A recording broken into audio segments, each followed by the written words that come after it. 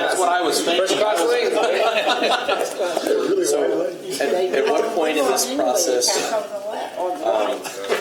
do we talk about the additional landscaping on the sides of the street? We haven't talked about that I've yet. actually held the reins back on Jason some. I don't want him to get too far along on an idea and then all of a sudden through our KDOT field check they say you can't do this with your roadway. That affects what he's done. That makes sense. And I do know, talking with Ann, and we've talked about, the bridge rail, right now, that on a lot of the pedestrian railing in the Wichita area, it's that same square tubing with the pickets in it.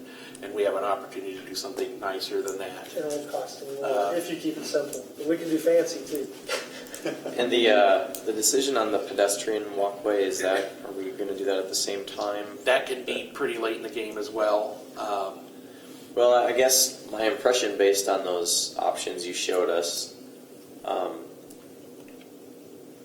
I lean towards that Hawk system. I think that I do recall driving past that over by WSU, although I've never seen it on. You've never seen it on. So it just looks like a traffic light. It And never occurred to me it was pedestrian only. Even though I think when this is done, there's going to be a lot more pedestrian activity, especially concentrated in one crossing. Sure. There's still going to be a lot of times when there's no one there, and it's nice, and it's not on. And again, when you don't see it on, you're not keyed. But if you're ever driving and it turns on, you notice. The one on Ridge Road, because it's right by That West Urban. and you'll get some traffic crossing there on pedestrians. That one is used a lot. When it turns on because it's.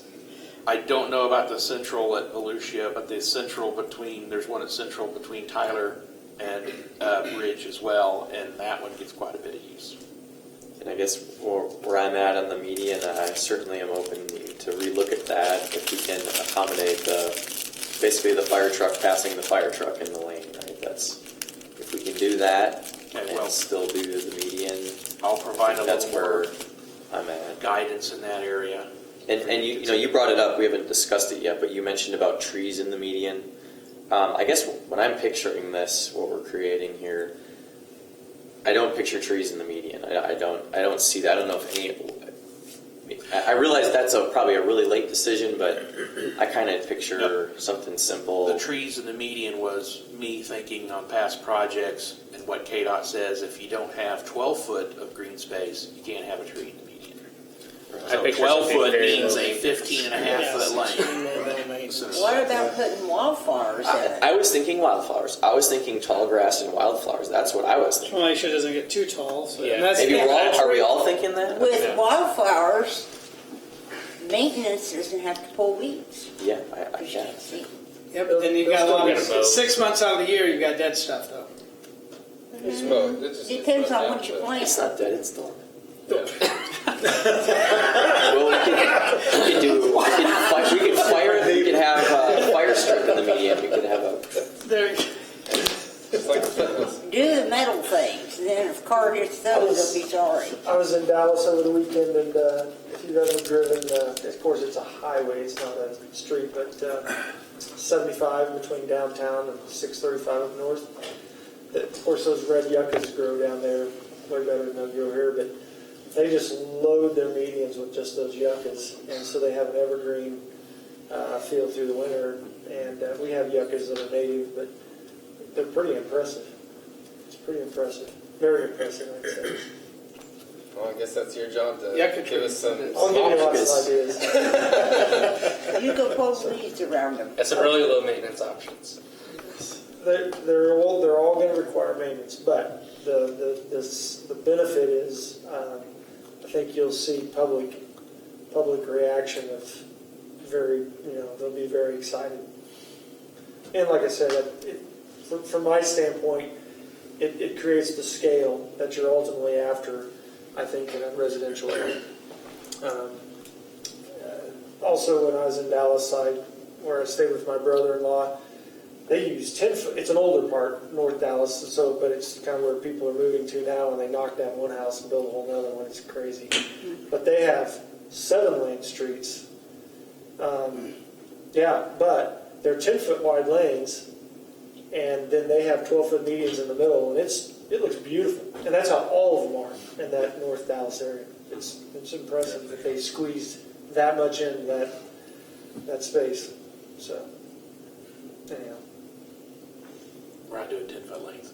I'd be fine with 10-foot lanes, but he's right. You won't find a new part in Dallas that has 10-foot lanes. So with under construction, at the very least, we're going to have something started in the calendar year 2020, which is what we said. Something's going to get started. It's going to be great. So We'll keep plugging away. So. yeah. So But I'd still rather do it, let them do the utilities and then start in the spring I think that's the way we're kind of all leaning is that. so that they have all this time to get it done. Yeah, which that was the direction you kind of wanted to, Yes. right? So Well, I Councilman hate Martinez delaying saying it, but I this. think that Well, makes and sense. that's what I felt bad saying, hey, let's move this back. Well, It needs to be, It makes once sense. it's started, I it think needs to get finished, and it needs to get finished quickly. Yeah, the last thing we want to do is rush something that. Right. And make it. Yeah, but you don't want to drag it out because for we were 10 wanting- years. I understand that too. But if we start 4 or 5 months later, and who knows, like I said, Wampo, I know there's other cities you're going to try for it. I'm hoping we get it. I'm hoping we get at least something. You know, I think it's worth it. I think we owe it ourselves and to the citizens to hang tight. Okay. So we've got to amend our tip. Just curious who does that? And does It's that? in our, it's in our contract to help Ann. Okay. I think, or your job to help me or something. Yeah. You keep it in line, Ann. Yeah. Well, appreciate it. All right. Well, thank you. Yeah, thank you. Good to see you again. It's been a few months and Yeah. time's moving quickly. It's just like, wow, it's been a It long gives time. Jason more time to dream and come up with more. There you go. And now I'm going to have to Google yucca trees. Come over there. All right, I'll do it. Thank you Oh, all. good. Thanks, guys. Personally went up to Ty's office today and said, thanks for putting a second on the agenda. Oh, you won't be. I'm always last if you haven't. So everybody, I printed off some budgets. I don't know if everybody's got one. If not, I did not change them. Not this time. Okay. Gotcha. All right, well, do appreciate Ted being here. I know that the department director and Ty have been working on this 2020 budget for quite a while. Read there in his report. Proposed budget contains no mill increase once again, so very excited about that. We have the one-step performance raise, and then continued services being achieved, as well as capital equipment and improvements being made. This is all very, very good news, and we have a healthy budget. This council gives time that we can discuss the expenditures and revenues. Just to let everybody know that we will have another workshop in July, so please do not think that you need to have final anything today. This is more of a question and answer, or a question and then get answers later, so we don't want to put Ted on the spot for every single part of a several $million budget. And then we're also going to have, actually we're going to have 2 more workshops before we adopt this, is the schedule that we will have this in July and August, so. Just so you know that. And with that, we'll go ahead and, Ted, take it away. Sure. I hand out our evaluation estimate that the county clerks gave me late Friday afternoon. So good news, 5.87% increase estimated over for 2020 budget. We're up over 64 million. I found this little pie chart, this little line chart from when I first started, and I thought it was pretty cool that from 16 on is what we've done and what we've seen. That's a good trend if anybody doesn't know, but that really helps us maintain maintain where we're at inside the budget. I'm getting a little trying to get a little more simplistic on the highlight piece so we can kind of get down to bare tax on what we want to do. I think the mayor summarized a few points about this budget. No mill levy increase. I estimate 5%, so there is a little more wiggle room than I thought, but I think I accurately got that in. So we're looking at a budget that's pretty structurally where it's going to be. If it came in at 2%, we would have to say, we'd have to go back to the drawing board. But now that we're around the same amount, that's a good thing. I always like to add third budget piece is in 2017, we looked ahead and said, our land debt's going up $500,000 in 2021. How can we smooth that bubble out? So what we did is kind of structural increase on land debt every year. And if you look at kind of how it is paid out, we increased our principal payment from 2019 to 2020 by $140,000, and we'll continue to do that for the next 3 years. So if anybody says you're not really paying off debt as fast as you can, we really put our pedal to the metal with that refinance and tried to get this land debt out of our books as fast as we can. So it's important to always keep that in a bullet point. I've missed that the couple past budget cycles, but I wanted everybody to know that. On the first page one, by the numbers, every budget you have to match revenues with expenditures every year. At no point do we want to be spending more on personnel than we can take in. That means you're going to last for about a year and a half, and then you're going to have to start firing people because you have to lower that. Every year you have to spend that money. So what I did is took our revenues, subtracted land debt, other city debt service, special assessments that we pay for PBC land and land bank, personnel, contractuals, commodities, and then a simple $30,000 for capital outlay, meaning can we fix something if something goes wrong in our city hall or one of our buildings. And with that, we have about $191,000 remaining. So before we get into the later stages of this budget, that's really what I'm looking at on a year-to-year basis. And we can talk about what the staff requested for operational expenditures throughout the budget, or we can just go at it now. It depends on what you guys' preference is, because there's some other big ticket items on page 2. I think we should at least scratch the surface. Scratch the surface, would be okay. My preference as council. I talked to Ann and Dave pretty heavily about our public works employees. We have a small staff, but we have 4 funds that they're paid out of. So we have a street fund, water, sewer, and parks fund, park is a general fund. With that staff, year to year, I try to say, all right, so this year we're doing a lot of sewer projects. So I will have 5 staff members or 6 staff members in the sewer utility because I know that their staff is being expended on the sewer side more. What I'm doing now is, and to preface that is, usually it's all hands on deck every time there's any kind of project going on in the city. So I want to spread the employees out evenly. What we did this year was 5 employees in water, 5 in sewer, 2 in streets, and then we had 2 in parks, but we don't have that. I moved one of our parks employees into a utility. Because that's where most of the work's going. So the offer is to hire a new maintenance worker inside the Parks Department to maintain upkeep and give them a little bit more flexibility in servicing the city and give them 1 more staff.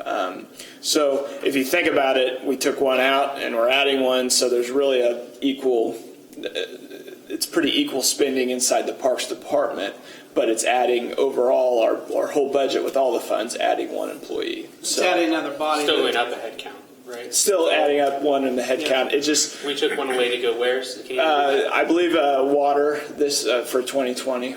So water, sewer will both have 5 even, and then sewer or street will have 2, and parks will have 2. Still in public works. Still in public works, still doing everything, and Okay. Ann might be able to stretch on that a little bit more. The thing is we just don't have a big staff, so if we're gonna repair anything water related, it's gonna be all 7. A majority, Snow removal, ice removal, ice yeah. removal, patching. Weed pool. We build Just a 100 new houses a year. Every one of those, we've got to go out and put a tap in for a water meter. So that takes time, 100, there's 300 days in a year, so every other day they're putting in a new water meter.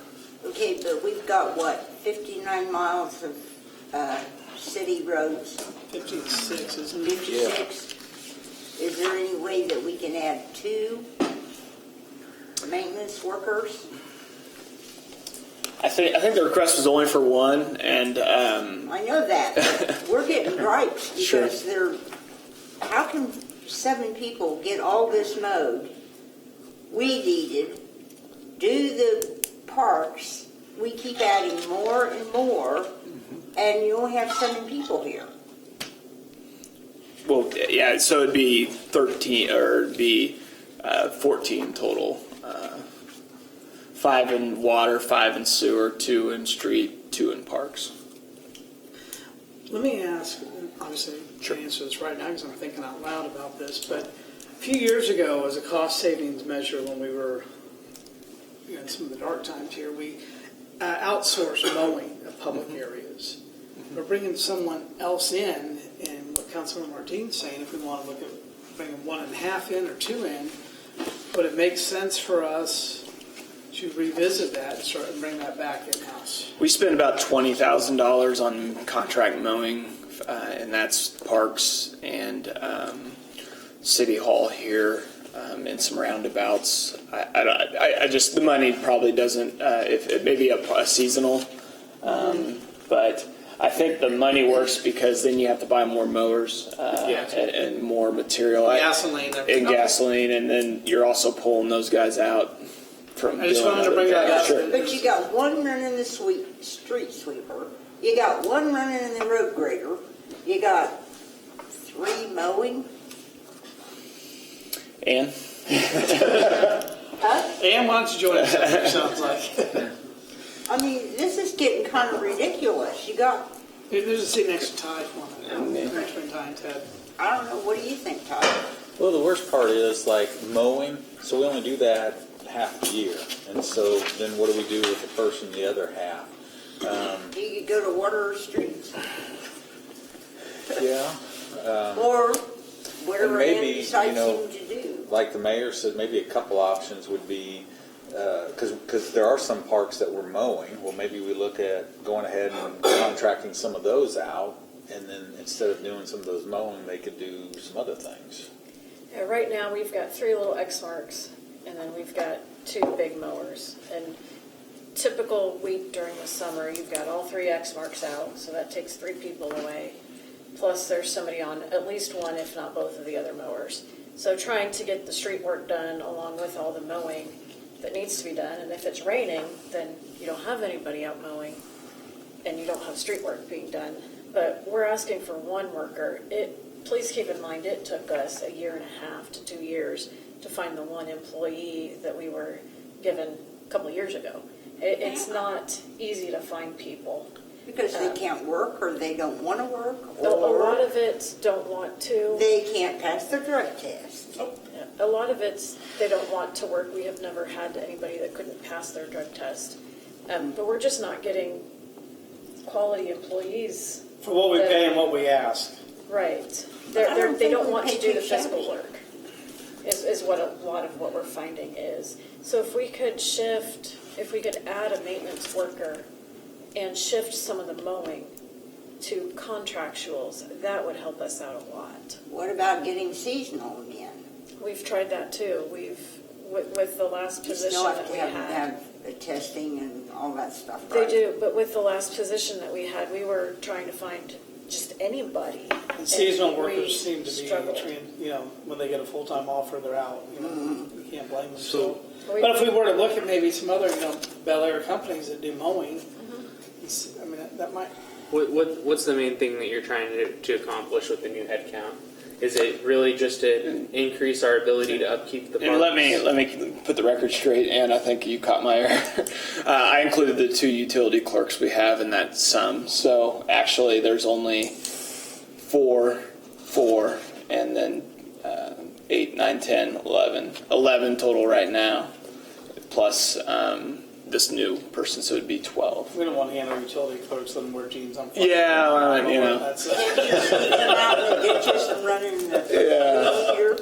I don't think so. Because we are getting a lot of street complaints. And if we can have more assistance with mowing, whether it's contractuals or whether it's others, then our crews, our staff can get out and do more street work. There's still some limitations to the street work we can do safety-wise. So does the council have a problem if we ask you guys to maybe look at contracting out that lawn mowing? We can definitely get bids on contracting. I mean, I know that out. that puts our equipment idle, but is Well, that, we still use the or we sell it? I equipment. don't know. Not really, We'd because still use it for other. Okay. the issue we run into, which is, I think that's one of the reasons we contracted out, because it wasn't just an employee, but we were looking at buying another mower, which those mowers are, $12,000. So you Not figure the maintenance. cost of a mower and an employee and all the benefits, that's why we started contracting out. So this would eliminate the need to bring a temporary or buy a mower if we just contracted a little bit more on our, because there's a couple parks that we still mow, so we could easily. We still mow all the parks. Yeah.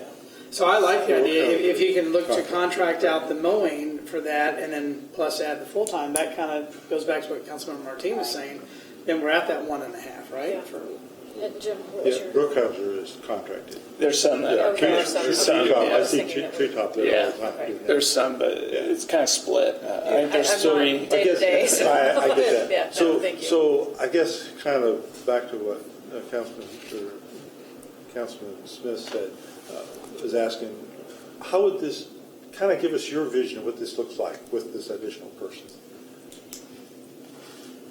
I wouldn't want to walk in his shoes. Well, yeah, I'm just trying to understand, like, what extra stuff are we going to get done? And Sure.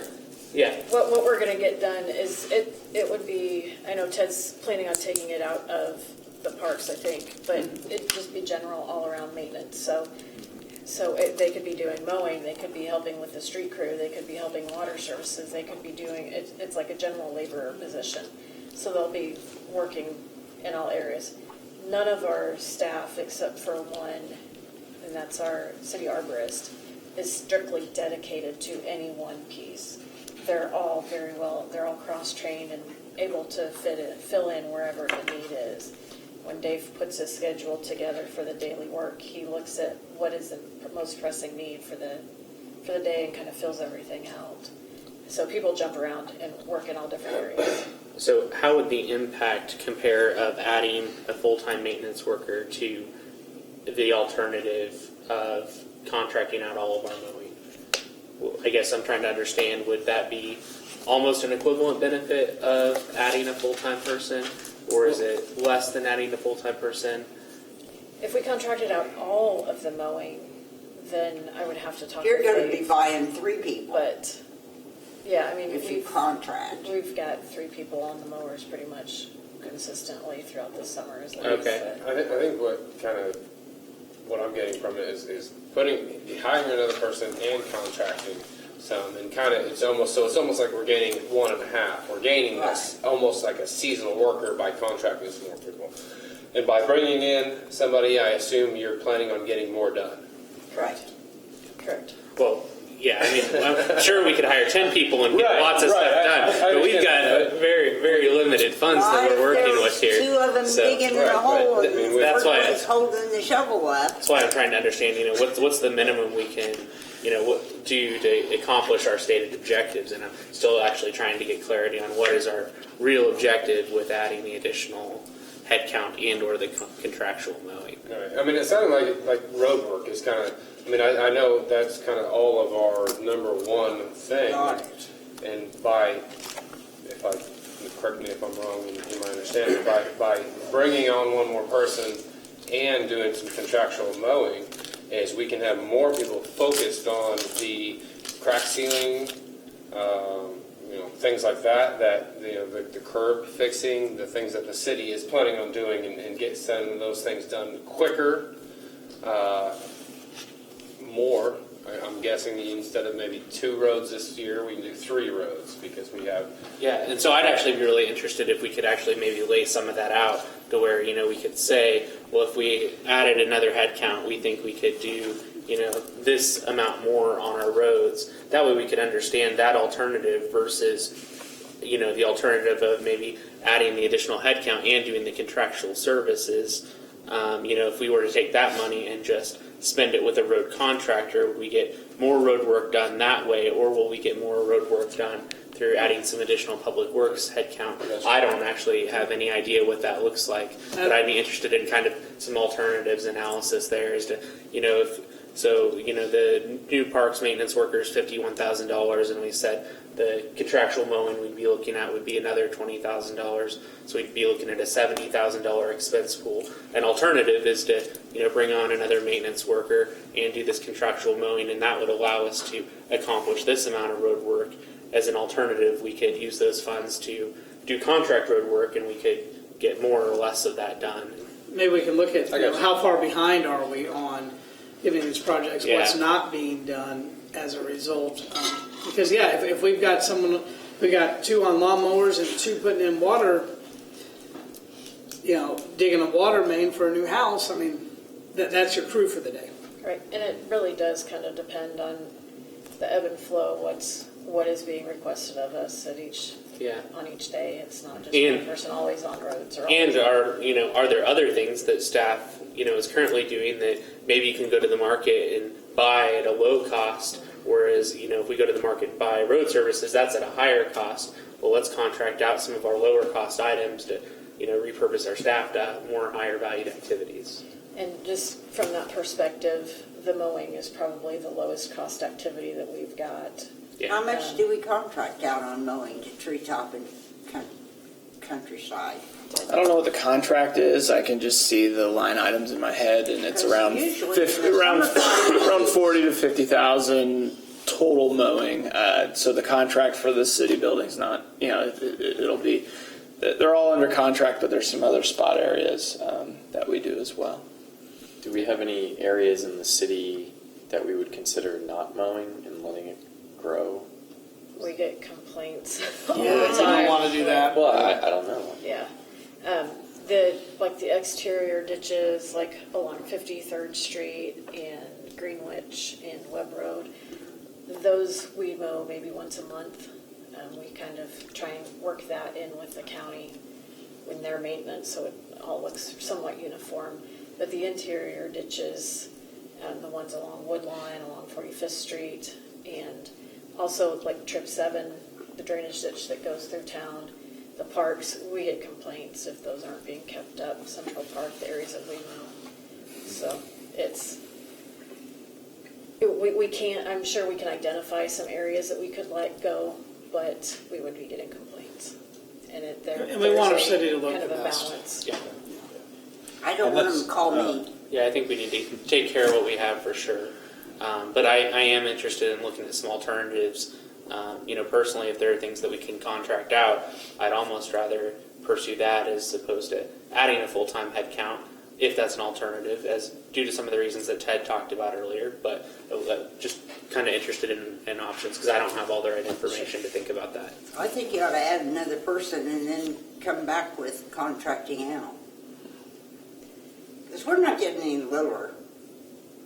The city's growing, and they've got all clear to Greenwich, past Greenwich, up to 254. You're talking about miles and miles of road. And those streets eventually, 53rd's going to have to be done again.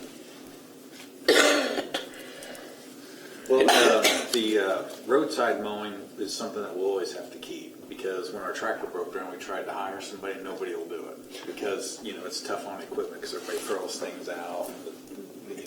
That does cost repairs, so we can't get any. But with some of the parks and stuff that we're mowing, we'll get some prices and see if we would do some of that, and then that would allow us to either mow the ditches more often, which people would see, getting back to some of the things we might be able to do if we contract some out. So we'll look at that. And just one of the things I was a little concerned about is the seasonality of some of that work. Yeah. Because some of that work is really seasonal, right? Road work and the mowing is that way. Yeah, but if they're then- cross trained, they can go into streets or parks or Well, water yeah, and sewer and stuff. Our staff has a lot of training, and so And then leveraging the things that they're skilled at is when really you got hard. the snow, somebody has to come out here in the middle of the night and run the truck, the grader, not the grader, but the plow. Yeah. Oh, yeah. And they do a good job, people still complain because it's not. I know. Yeah. The second and third are pretty easy to understand. The city itself, the general fund needs to contribute to the equipment replacement fund and the capital improvement reserve. There's items on that list that are used for the general fund. So that, remember, this is just general fund highlights. So, and then the last thing was something our city manager was looking at, and I'll let him kind of talk a little bit more onto it. But it's kind of increased support for the Chamber of Commerce. Yes, so our chamber struggles, just like most, nonprofit, social groups, Lions, all those types of clubs, because everybody's busy and membership falls off. And so, and I know this council is concerned about, the fact that how are our business doing with the city and things like that. And so we have a reason that we want to support the chamber, because that's a way for us as members and stuff to interact with the city and our businesses. And so we actually do a lot of support for that. Tristan is the secretary, so she takes the minutes and she sets up the meetings and she sends out emails and gets the speakers and all that stuff. They meet every month. And so I had seen that a lot of cities basically subsidize the chamber, and because they see the value in the chamber, and that's not us as city staff, even though we're members of the chamber, but there's actually someone that can really hold up the chamber and contact businesses, keep a website going, all those types of things. So I asked Ted if there was a way that maybe we could budget like $10,000 to support the chamber. And what the thought was is maybe the chamber then could hire an intern or get someone that works part-time. Valley Center has a part-time 20-hour-a-week chamber member, and they do a lot of stuff. And she's busy meeting with the members, trying to get in new members. And we did some research. I don't remember. We did some research, and I think she brought in 70 new members in the year and a half she's been there. And of course they're a little different because they have a downtown and things like that. But we have members that belong to our chamber that trying to go, and some of those places that aren't even in Bel Aire, but they belong to our chamber. And so, the chamber would like to see membership grow, like to create value in the chamber and things like that, but it's just getting people to do that, because our chamber members are all business owners or managers and work full-time. And we want a strong chamber. And we want a chamber, so we as the city has been providing the labor and stuff for that. So there's a cost in that to the city, even though it's not a monetary value. Tristan can't spend as much time on our website and doing some of the things that we want her to do, because she's doing things for the chamber, because it's important to us.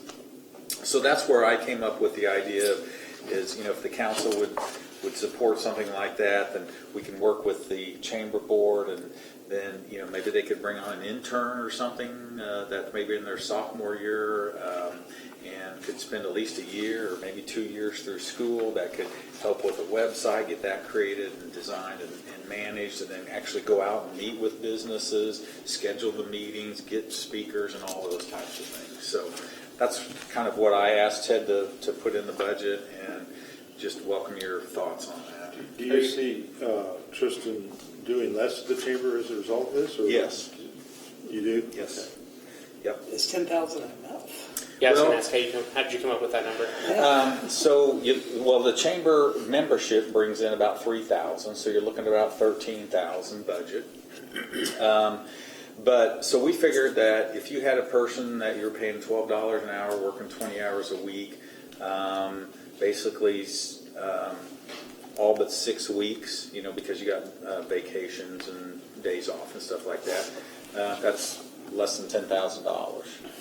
So that would basically pay for someone $12 an hour for 20 hours, and of course, you may get someone that works 15, or, that would be something that the chamber would have to decide on what this person does and how many hours they would work and things like that. But that would give them, that $10,000 would give them the ability to So hire this someone like person then end up on Bel Aire payroll?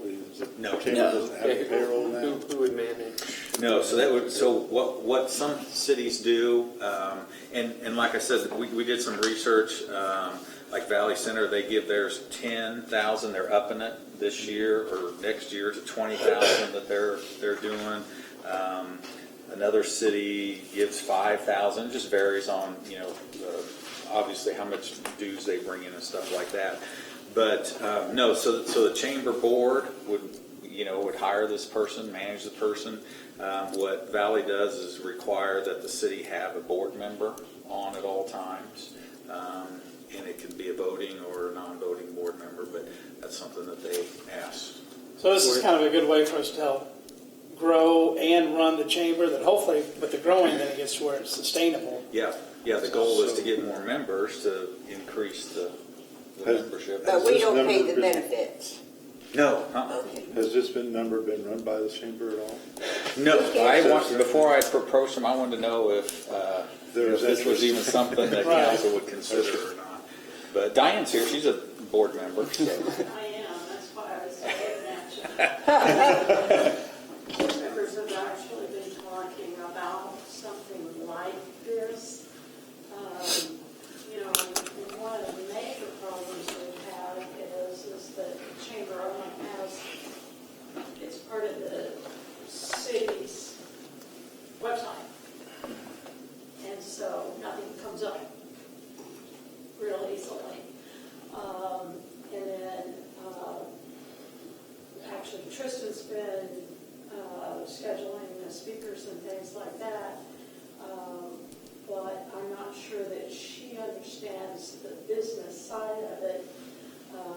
I go every once in a while to our neighbor to the north, Park City, and they have had some excellent speakers and on topics that are very interesting and maybe countywide types of things or even statewide. For example, and I won't take too much time, but for example, their speaker last time, they actually had done a study in Park City and what are the major problems in Park City. Well, Park City has a couple of them that we do. We don't have our own zip code. We don't have our own post office. We're kind of this dual citizenship because you get tired of filling out things and it pops up Wichita every time I put in 67220. Yeah. They have a post office in their library, which is something for them to be very proud of because we've not gotten there yet. But just over time and what have you. So Josh and several of us have been talking about how we could take more of it, but none of us, or at least none of us everybody did have full-time jobs. My problem is that I don't know how to do websites. I always hired somebody to do my websites. Okay. But I had volunteered to go calling on new customers or new businesses and what have to know that they're here. By the time I run by them, it may not be new anymore, kind of thing. So I think from the chamber's standpoint, we would welcome some kind of a deal like this that takes the load off of Tristan. We are business people. We can't handle things like this.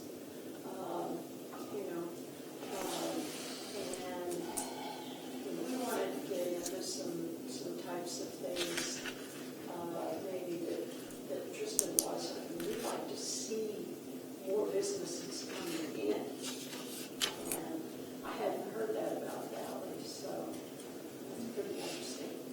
So that's sort of from the board, just me, but the board has talked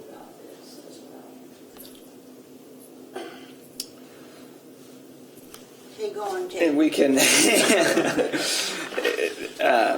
and I always like to throw in our future obligations. It's always important to look 5 years ahead, 6 years ahead.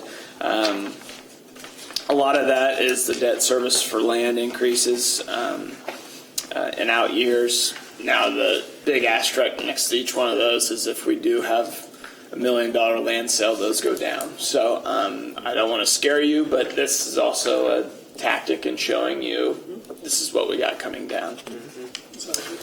As we, Before we yep, go too yep, far, real quick, let's get a consensus on the Okay. chamber. Oh, okay. We all, I think, just All what's the? for it, raise your hand. We're voting. Take a vote. No, we're not Yeah. voting, nothing binding, but just kind of general, just to kind of give. Do we want to give our city manager permission to go approach them? Yeah, I think I'm interested in that, at least as an experiment for a year I or am two too. to see what that type of investment could yield. Yeah. I think it was a couple of years to Yeah. see. Yeah. Okay. There you go. Sorry. Go on. Ted. Oh, you're fine. If we go on to page 2, a lot of things come to mind. Is we've been growing a lot without adding staff. Staff's been doing more with less. Why do we are in this situation? We've had a big budget savings in 2018, mainly because every department was down a man. Our personnel total for 2018 was lower than 2017, which never happens, but that just shows kind of where the savings came from. Another thing is land refinance in 2017. We saved some money as well. So a lot of times over the years, we build up a reserve over our 30%. And that's why I really wanted to separate this money from everything else so that we all understand what an operational expense and what an expense that we could use that's over our reserve limit of 30% that we always do. So with that said, I took any cash balance estimated for 2019 about 2.9. A 30% reserves is about 1.87. So there's just a tad over $1 million that we have available for one-time spending.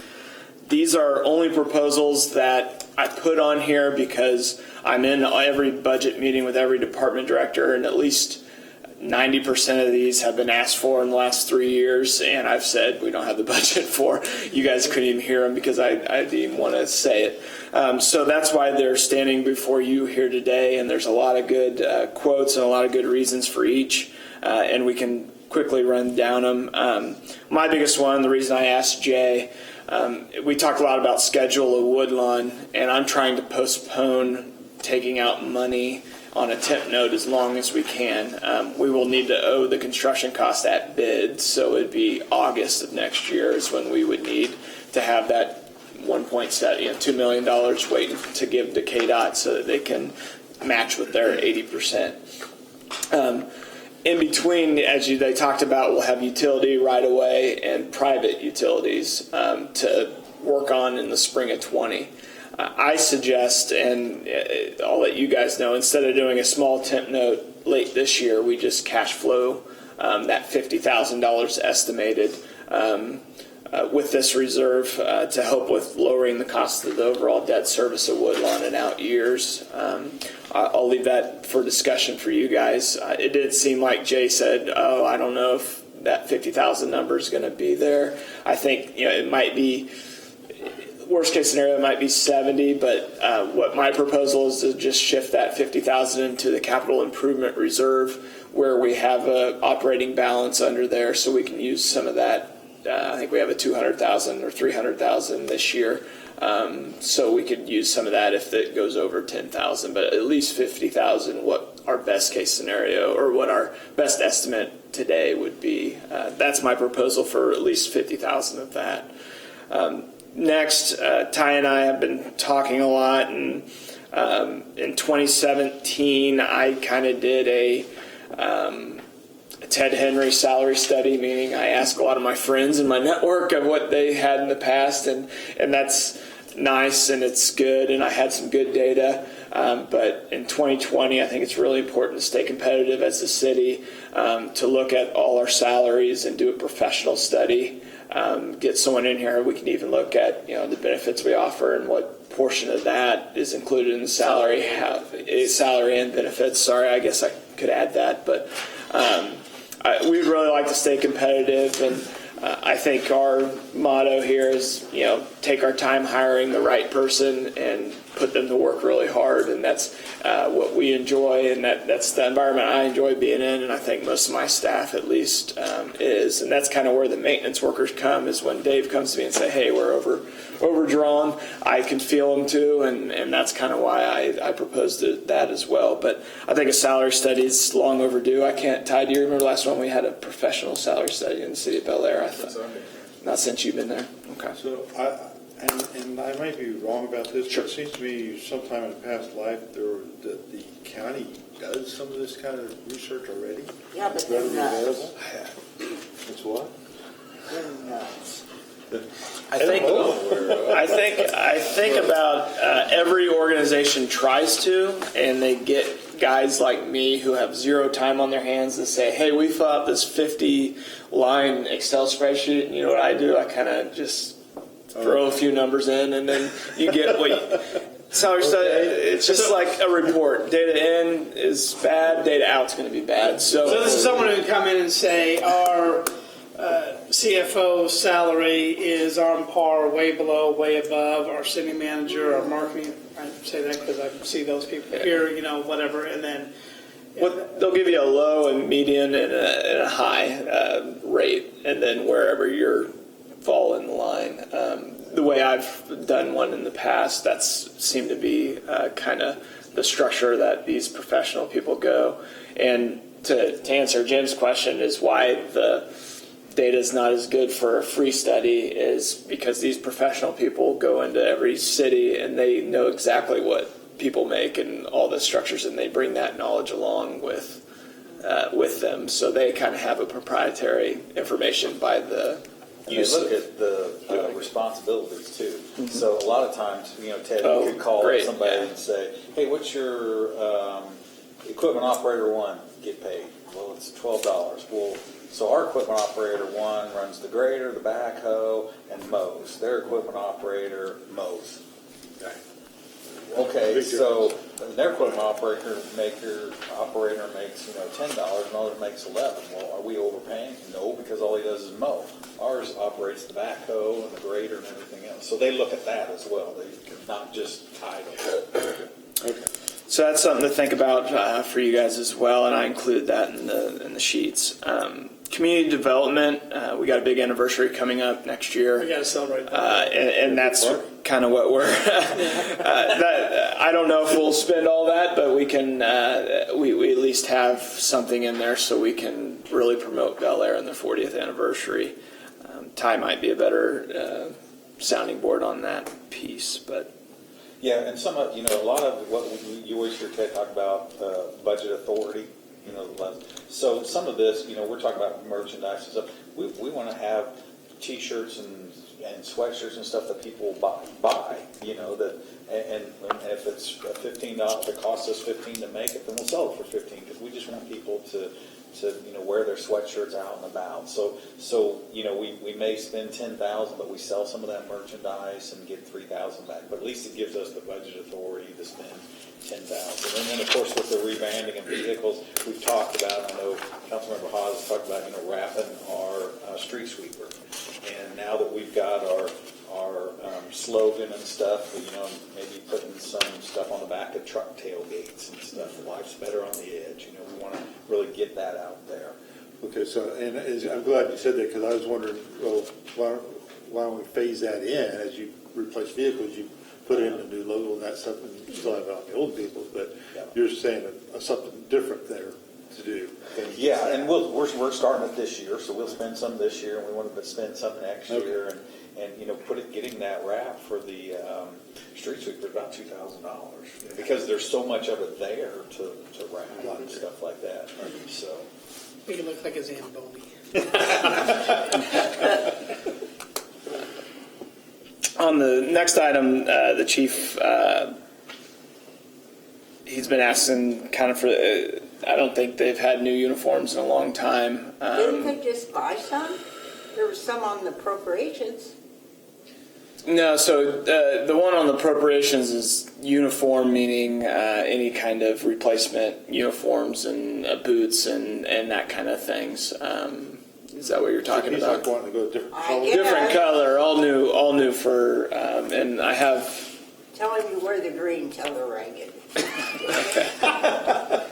Well, after the house they lived in yesterday, Yeah. they all need to.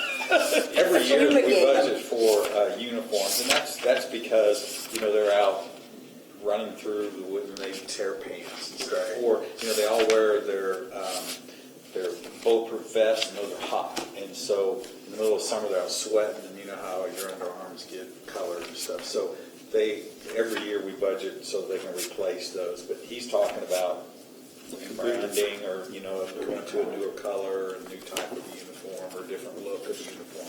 I remember right when we went through Here's the cost sheet he provided. the police training center, the Wichita police were in the middle of that, and they had some of the old uniforms and some of the new uniforms in their supply room. And they did like a multi-year phase in, I think, where they had both uniforms for a little while to not bear so much of the cost all at one time. And this includes keeping all the hardware. It's just like designing a new patch with our new logo, and doing a lot of that. Exterior vest undershirts. What it says. Yeah. What are you looking at, or what's wrong with the exterior vest undershirts? Yeah. I was just He passing had it around. over, and If you guys had questions. Exterior vest undershirt. Yeah. So like exterior vest, but in between the vest Them and grandpa things with the. No, so the new vest, so you probably see it, they look kind of like a SWAT vest that they put all of their radios and all that kind of stuff, and they do that. The reason they do that is because it's easier on the body, the back and stuff, to have all that draped on your body than with a belt and everything hanging from your belt and stuff like that. So and you see that now. Usually that matches the color of the uniform, but it's an outside vest that they're wearing. So I think what he's talking about is a shirt that they wear under that matches the color of the vest. So it looks like they have a uniform. But So they take that off for going in the office or something. They can just pull the whole thing off. So that's something to think about as well. City Hall improvements. I don't know. I wish we would have took some pictures, but that last rain we had, my city clerk's closet flooded out. But that's okay. That's what this is kind of for. And Keith, I talked to him. He really wants to do kind of a study of find out exactly what we can do the best, most cost-effective way to keep the rain out, keep the windows sealed, and that's about. He averaged about 5,000, and that's where they kind of close all the windows. And I don't know the process. He could probably do it better, but it basically tests the whole building and makes sure The air pressure. the air pressure. Yeah. That's exactly what it is. Yeah. And then I know we're going to find some things. There's some cracks out front that Keith wants to attack, and then there's some other issues with we might the trim work on our windows, different things that maybe was overlooked when we were building this building that desperately kind of need it now. So he was thinking 25 would probably be able to fix some of the findings, because governments are great at doing studies and then putting them on the shelves, but we want to put some money where our studies so we can actually prove it. In 2018, we did something pretty good as we put storm shelters on the police wing. So because this is a community shelter site, we thought we should have shelters. We should have some kind of shelter from the windows. And Keith, doing his emergency management update, was really concerned that entryway at the police station was just bare. So what if a car or something was blown in front of that and no one get in, that kind of thing. Also, it protects what improvements we've had. So what he's thinking is a small pergola that can, kind of take the brunt of any kind of force, so that people can go into on the police side here, if that makes sense. I'm doing my best to explain Are you talking it. about the actual entrance? Just the entrance to the police on the wing. east side? Yes, yeah. Okay. Just the entrance to the police wing, not the city hall. Just that walkway there over by the soldier. Is that the only exit from that area? Well, you have the garage door. I think that's the only exit, is it? Yeah. Yeah, and There it's might just be- there's a door, flat door. With Flat the, door. You know, and it helps protect the door to have like a porch, you know, like we have in our houses and stuff. And then when they're running up there to go in, they have something, an overhang that'll keep them out of the rain and stuff as they're doing it. So there's a couple good reasons for it. Okay. On the rec side, we got a call from the county, and I don't know if they're actually running out, or they're actually needing more places for voting places. So I think the rec's going to open up their doors. But beside the point, Brian, I think it's been 7 or maybe 9 years since they resurfaced, kind of like we did here at City Hall, just cleaned up the parking lots. And that's what he is proposing for the rec center, is to resurface, and during that you can make it bring it up to ADA standards for anybody, not just election, but anybody that comes to a rec center, ability to. Does it make sense to seal it?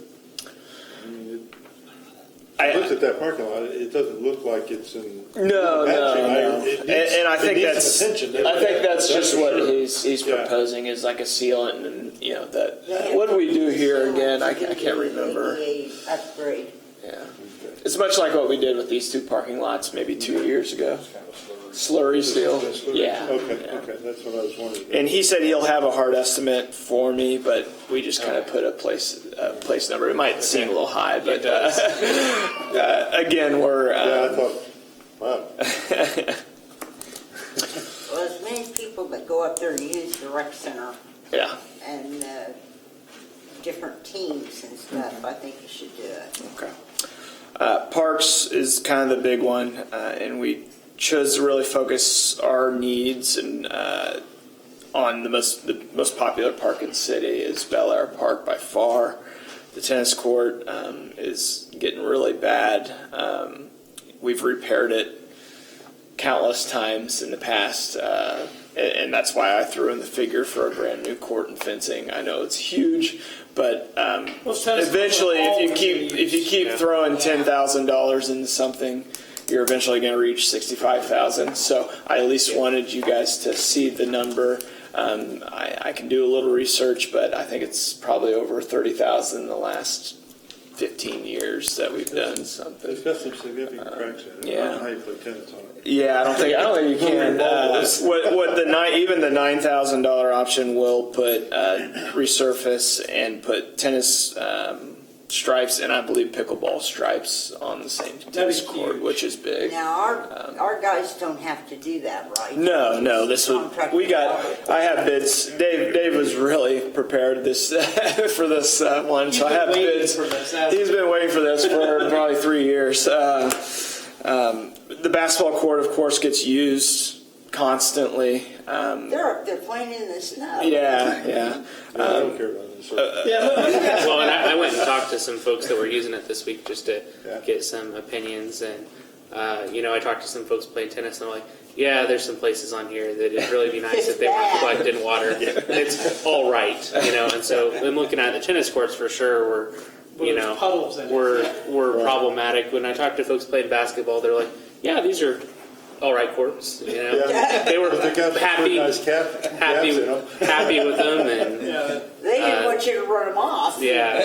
Hey, let me ask this too, Ted, too. Sure. Plus, if we were to do the new ones, I mean, it's going to last a lot longer too than what we currently have. 100%. Yeah, so maybe something we want to look at, whether it's one this year and one next year, or Yeah, that's what I'm kind of wondering is should we maybe step into some of this stuff with the parks and maybe do one of these things and do another one next year? And because I'm looking here at 39,000.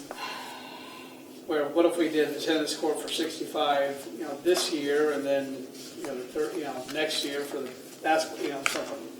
I don't know, thinking out loud again. Sounds Is that kind of good. well, I was maybe thinking let's do the 9,000 tennis repair this year and reallocate some of those other funds to maybe add a little bit more to our street. I don't think Fun. they should do the repair and resurface. I think they should have a new one. You know how old that place that is? And if we can, especially if we can get the pickleball added to it. that is- Yeah. But do you have to get a brand new one to get the pickleball, or is that just come with the?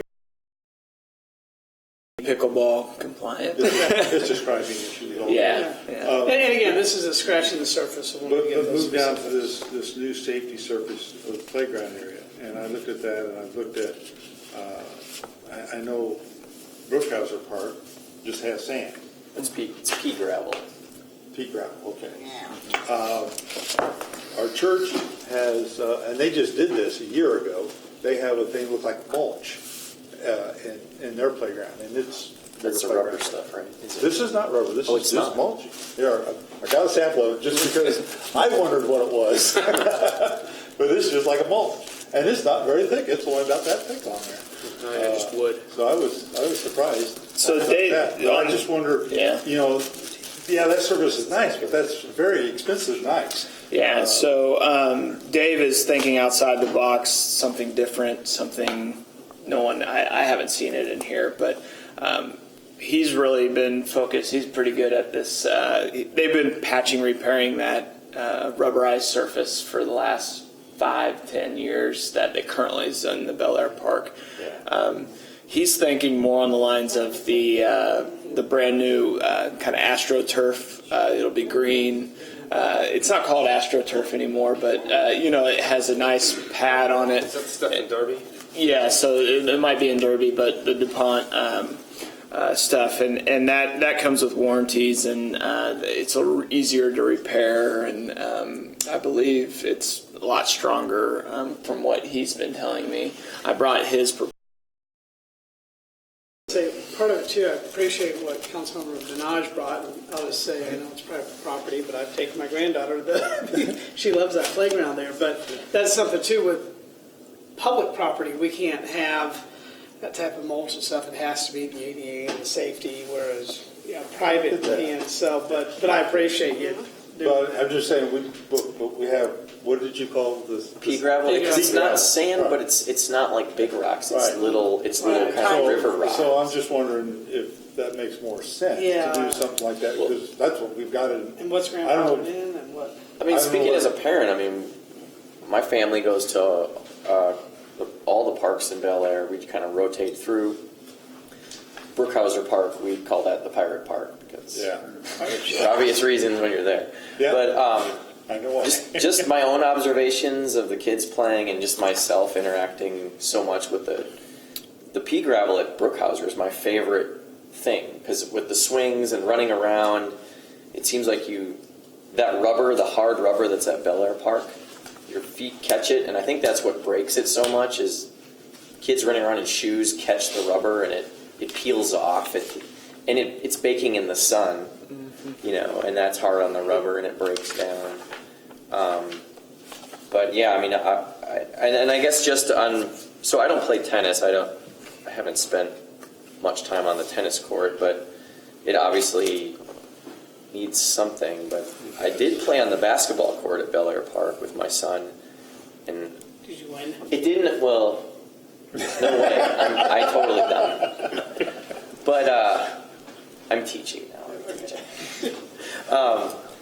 It didn't occur to me that the basketball court was in that bad a shape, just without even this in the forefront of my mind. So I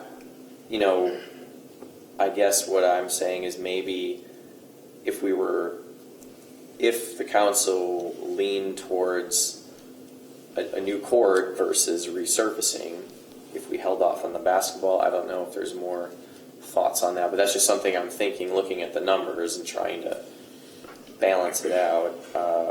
It seems like the tennis court requires more work urgently than the basketball court at Bel Aire Park, but I would assume that if we were to redo the surface in something different at Bel Aire Park for the playground area, to convert from like rubber to something else, that would probably be a major overhaul that those numbers aren't before us at the moment. The bad thing, and again, that's it's it's one of those tough decisions, but Yeah. the safety surfacing, it is ADA accessible. And there are some pieces of that that are ADA accessible, but the pea gravel and such, you can't get a wheelchair through and things like that. And so, if you start taking those out, I don't know if there's any specific requirements that, you have to, once you have it in, you have to keep it or anything like that. We could have Jackie look into that. But it is, thinking about those that are handicapped, it is nice to have a few parks that have the safety surfacing or some kind of hard surfacing that they can get around in.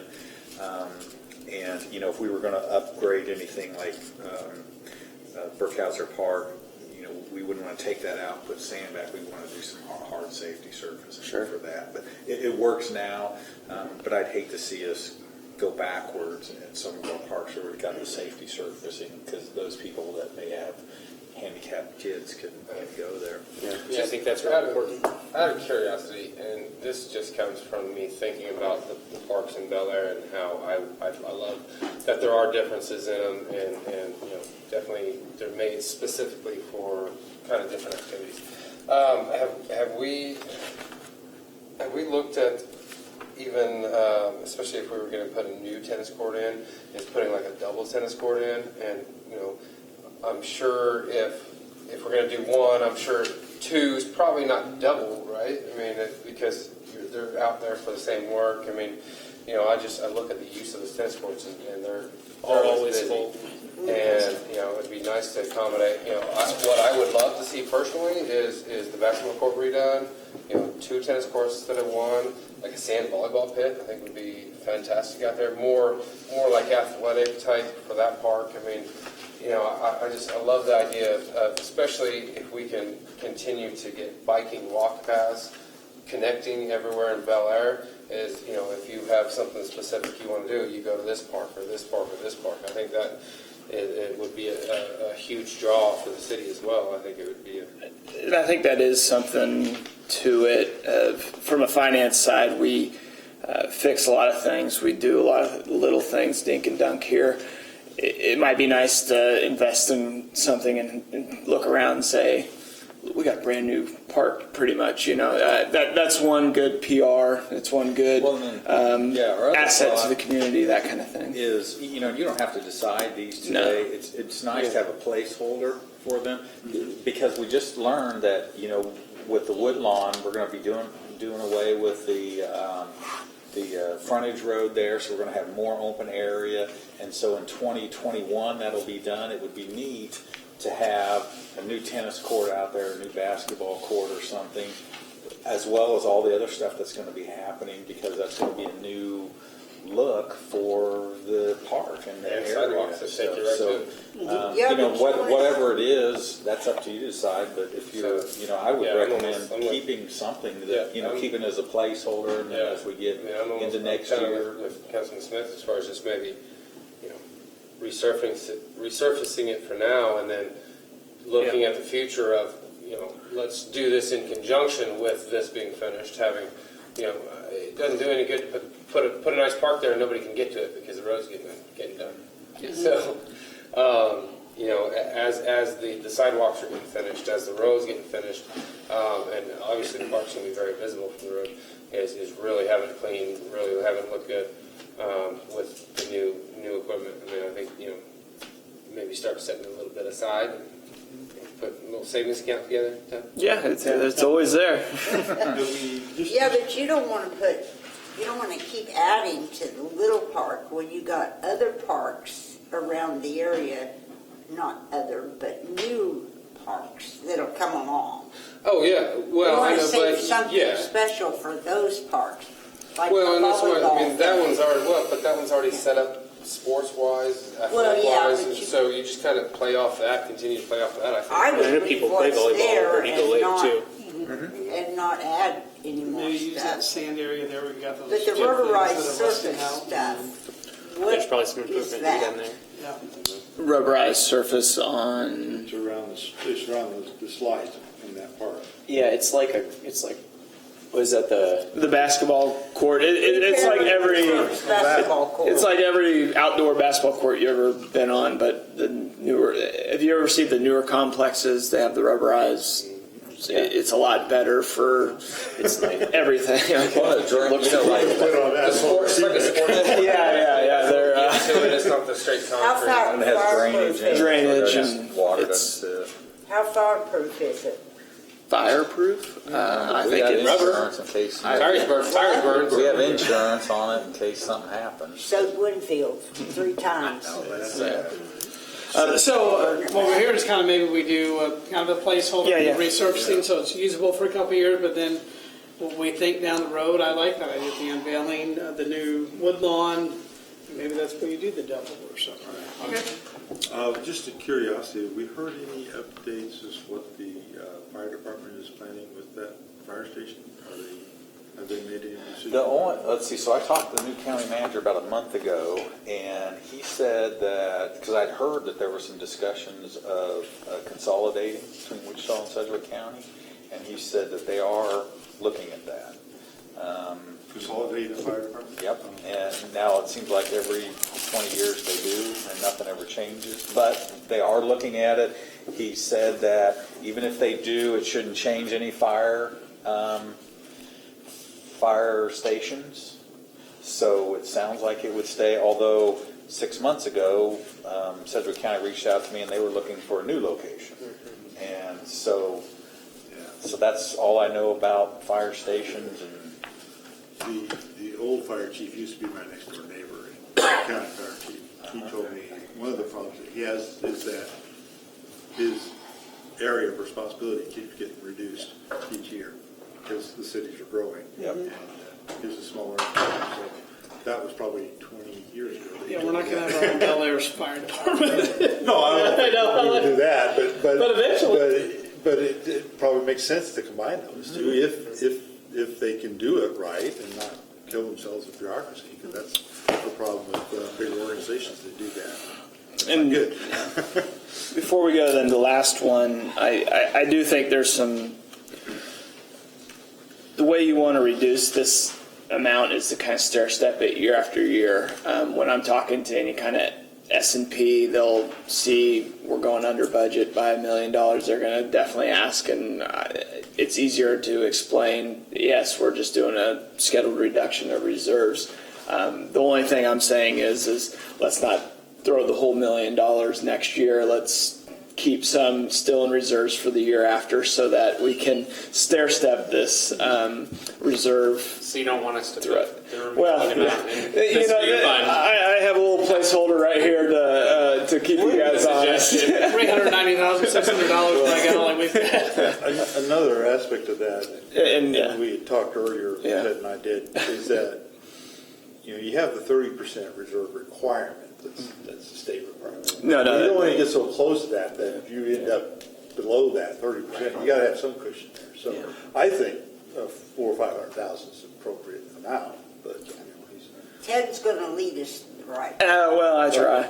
Well, it sounds like maybe we can increase that by maybe 58,000 if we're only looking at No. resurfacing the tennis court No, we this year. Yeah, I mean, you guys can. That's kind of where we. And if you've been through the budget, and we can go through it. I'll kind of show you what my rationale was for that 400 in the CIP.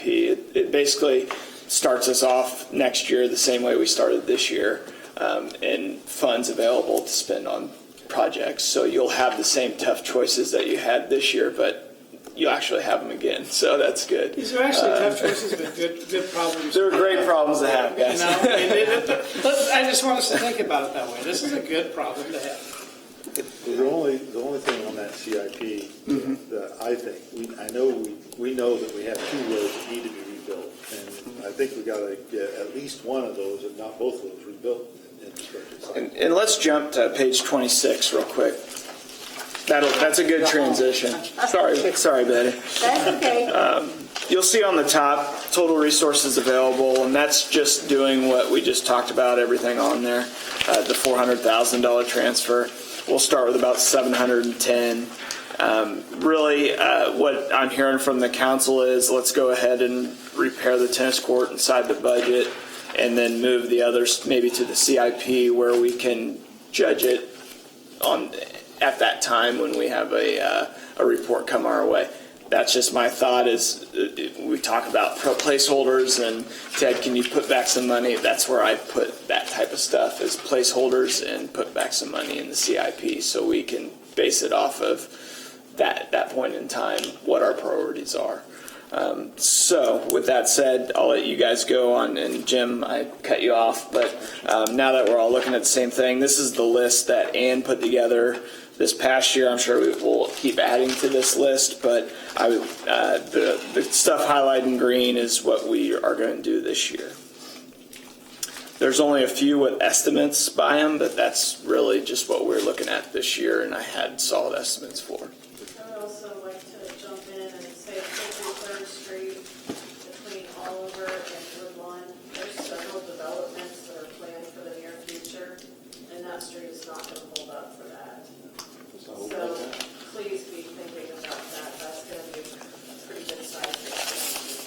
Is that for next year or this year? The developments, Fifth Street Rock, I'm and we not can- sure. I mean, they're hot and heavy, and then they kind of go away for a little bit. Yeah, I don't know if it'll be next year, but probably the year after, if it's not next year. Are you talking about the senior? The seniors, yeah, it depends on whether they get funding, and that's one. And then we've also heard of another developer's looking at something off of 53rd as well. But again, like Ian says, we hear about it and we don't. So I wouldn't guarantee either one of those next year, but I would say one could happen next year or the year after. I'd say if every developer we talked to came through, we wouldn't have any like we all the conversations we've had. Yeah. And we're struggling to keep that straight in condition. Yeah. We're going to try some new kind of repair methods this time. Instead of putting crushed rock under the asphalt, we're going to try putting some concrete under the asphalt with the asphalt on top. It's a method that Wichita's used with great success. We're just getting a lot of push out on that street. And 30,000 is enough. We're working on estimates right now, and I hope to have them by the next council meeting. But it may be in July. Okay. And I constantly update and look at this out years for any capital improvements that we might need in the future. A couple added through our that I'll just note. Really, we got to look at HVAC in here at some point in the future. It's pretty bad. If you walk here any time during the winter, you'll have space heaters going in every office, and then in the wintertime it's a little warm. So The building's so cold. yeah, I don't know. That has something to do with it, but that's just something I put in as a placeholder. We move it around every year, but I just wanted to highlight that. I also want to highlight Central Park riprap was added. Garage for police, that's a big expense. It's to be determined, but frankly, we're running out of shelter space for our community, and adding some structure would actually improve a lot of our emergency management reports. And So yeah, it's not just the garage would be Yeah, the top, below would be a basement, because right now our shelter area for tornadoes is in the police restroom, and we can get 20 people in there. So we're concerned about court, and we have 100 people in here. The other thing is we are out of storage space. If you walk in some of these offices, you'll see that they're offices with storage in them. So we'd like to have a basement for tornado, and then also storage. So the top would be police cars that keep them out of the weather and stuff when they're not being drove. Downstairs would be storage and tornado shelter. those are the ones I'll highlight, and then we'll move back to page 1, Betty. No, just kidding. Page 3, we will continue. I gave you guys pretty much budgeted and proposed. My sheet that I work off is a little different. I estimate everything based on this year's where we're at. So I try to get the most up-to-date estimates on revenues. Like I said at the beginning, 5.87 or 7.8% increase. The sales tax has been doing really well. That's just a 3% over actual, or 3% over what I'm estimating this year. Really, I'll just touch on the high points and low points. Building permits are coming in a little shallow this year, so I lowered the estimate for 2020. The other big one is HOAs, Central Park pool dues. The villas at HOA decided not to participate in their dues this year. I'm constantly monitoring it, but it might turn into a point where we have to talk about what we're going to do with the pool if all the HOAs pull out. I told you, fill with concrete, and let it have a skid park. I did increase. I imagine because of villas, they're not going to just stop coming. Day fees and rec passes will probably go up, but how much I'm not sure. That HOA fee was kind of guaranteed income that helped us operate the pool, but if it all goes away, we might have to look. So I have that as a yellow on my sheet saying, let's keep watching these revenues. Really, everything else is trending about the way it should be. If anybody has any specific questions, I know it's getting late, so I will refer to that with the majority because it is just scratching the surface, as Mayor says. They can call you.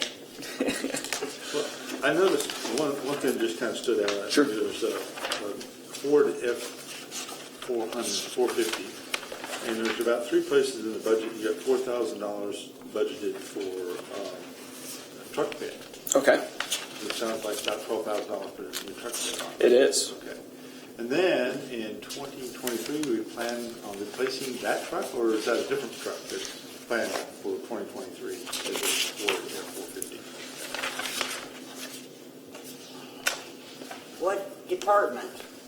So this is just the Public Works Department. It uses everybody.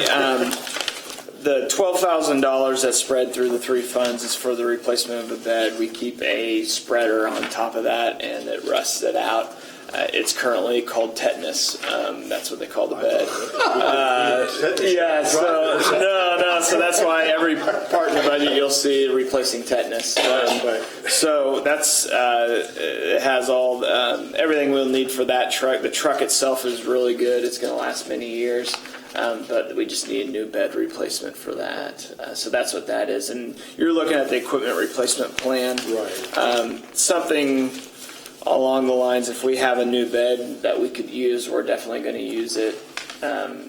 This is the schedule that I bring out to everybody, and we say by this time I think we'll need one. Usually that's not set in stone. If we can stretch it out another year, we will. But this is the scheduled replacement of that vehicle. Okay. But you're saying, why would we put a new bed on a truck we're going to replace? Replace in 3 years. Yeah. Or we could buy a cabin chassis. Yes, yeah. And keep the bed. Because a lot of those bigger trucks.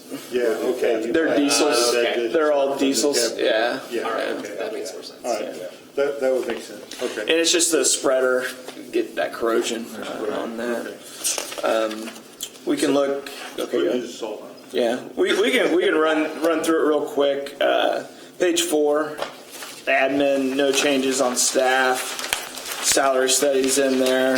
A little uptick in liability insurance, and that's because we're doing some attorney insurance for Jackie, which we found out we needed, which I'm sure she's happy for. And then also the development resources includes the 40th anniversary banners, and you guys will let us know how much and where you want to go with that. But that's where that placeholder is. Everything we talked about on page 2 is highlighted in yellow, so I can easily identify it and raise it or lower it at any time. I did add inside the budget $4,400 for more than just the 40th anniversary banners. We usually replace or bring on 20 new banners a year that are standard Bel Aire banners because that's just for the last 3 years. It looks good along our streets and it shows that you're in Bel Aire. I forgot the street that you're wanting to do. 45th. 45th. We don't have anything on it. We don't have anything. So. I would like the idea of us having a 40th birthday party, some type of public celebration. I mean, I think we need to do something. I know community development has some money for some of that, but just Yeah, that's Even a just a couple placeholder in thousand community or something. development. I have. I'd like to see a couple more thousand just for. Yeah.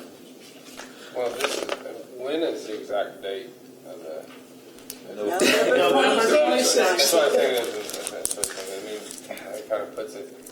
It's kind of in between this budget and next budget, isn't it? Well, it's this budget, or it's 2020. It's 2020. Yeah, it is.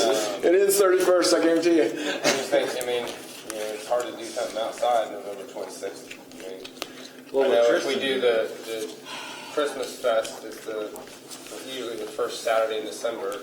We could always push that up in conjunction. Well, I think you ought to do it like in October or September before school starts. School starts in August. Do a fall festival.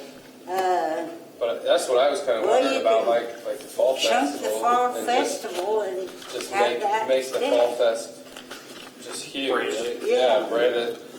That year. And, even rename it.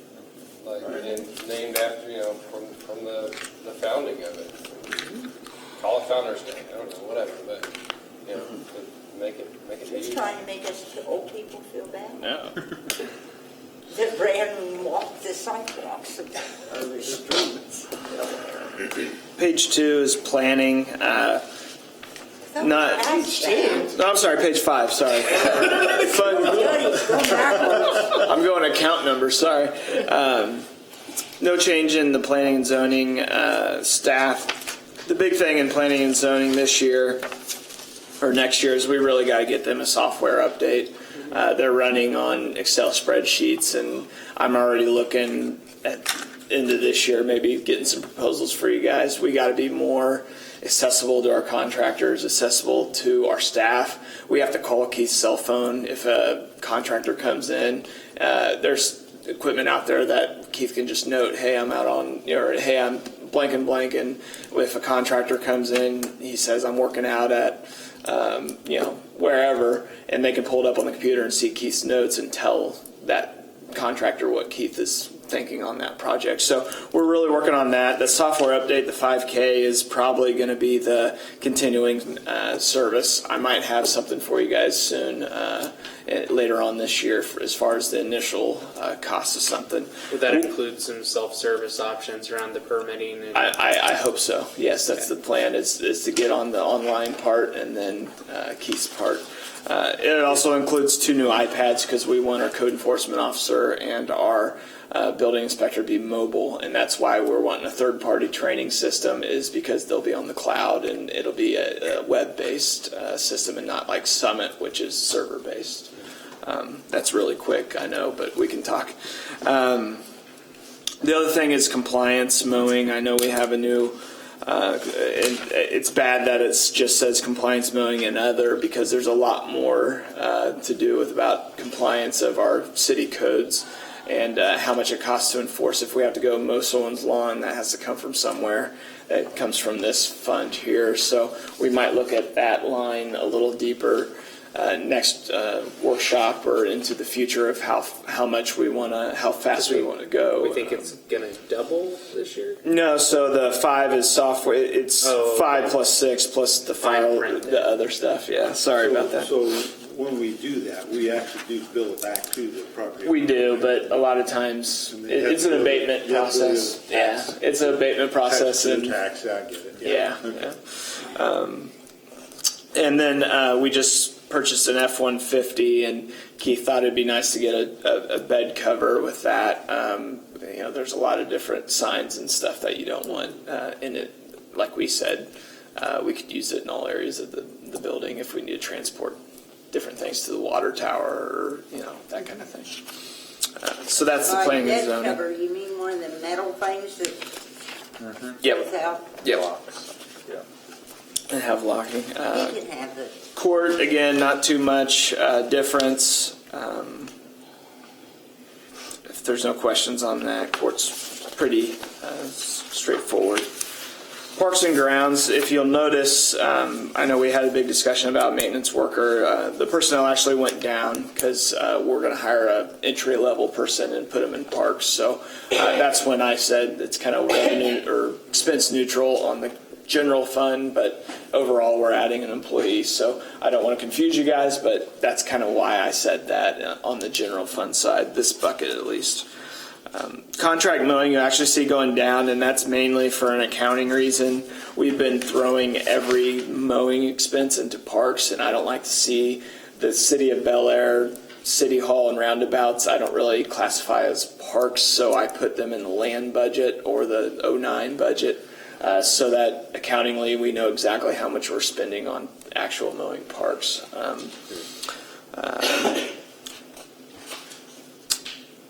And then, of course, the public grounds improvements is I stuck all the Bel Aire Park improvements in that line, so we'll talk about that in future, but that's why that's so high. Police department, it's getting a little more expensive to store video camera footage, so I increased that by 1,000 just to stay up with inflation on that sort of things, and we'll start to look at what else we can do instead of pay a company a yearly amount to do it. But right now, that's the best option we have. Storage should be getting cheaper Yes, that's right. unless we're using more of it. Buy your own server and do it. Well, I don't know that we want to do that. Yeah. Another thing is the same staff. You'll notice it's pretty much zero change from 2019 budget. We had an officer position open at 2019, and I had to budget for a large expenses, but we ended up getting a great trainee. That's going to be great. But so we saved a little there, but that allows us to remain neutral in the budget. And then the new uniforms, of course, is right there. If anybody has any specific, Chief came in my office today, and we had a conversation about when they built this building, they kind of cut the showers in the police wing last minute, so they never finished them. We had some situations where every officer on duty needed to take a shower, I think today or a few days ago. Yesterday, yeah. And it really does, if you do have completed showers, it will help the police officers stay clean, I guess. There is some certain situations where you need to get back and take a shower immediately. He suggested maybe $4,000. That might be an over, it might be less. But you never know with bathroom stuff what you could find. So we are going to add, for your consideration for the next rendition of budget, $4,000 in capital improvements in this budget. I don't think that's going to be enough. Yeah. I just spent I think they're $300 on a shower door. Yeah, I haven't walked over there. He said they're half done. I don't know the extent. I can take some pictures and we can look at them, but I'm not sure if we have to do a complete remodel. It might just be finishing out. We probably just need to get an estimate. Yeah, get an estimate. Recreation, Brian's my favorite. He doesn't ask for anything, but Except for a new parking lot. Except for a new parking lot. He duct tapes his stuff together. He does. You might notice his agriculture supplies. He really brings in more dirt when needed. In 2018, he just didn't need any more dirt, but in 2019 and 2020, he thinks he will. So we kept his his budget level because of that. Everything else, pretty much standard, up and down, different areas. Senior Center, Betty. I kept the $4,000 in senior grant donation. If you guys still wish to continue that process, we've done it the last 4 years.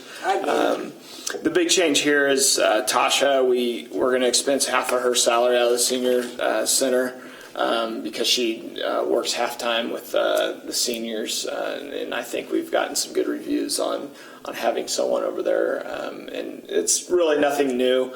Where did she work the other time? Rec. Tasha? Mm-hmm. She's a rec front desk in the mornings. And we were able to save money on a part-time, and then Brian could actually do some work. Yeah. It's really about the same as what we usually just transfer a salary line into senior center. This year I broke out everything. So again, I'm trying to really bring our city forward in the accounting side. So I'm trying to expense stuff where they should be and at what rate. So other than that, pretty basic. We are applying and hopefully get the $18,000 in grant revenue that supports this this endeavor for the city. and hopefully maybe more in the future. But Mayor Council,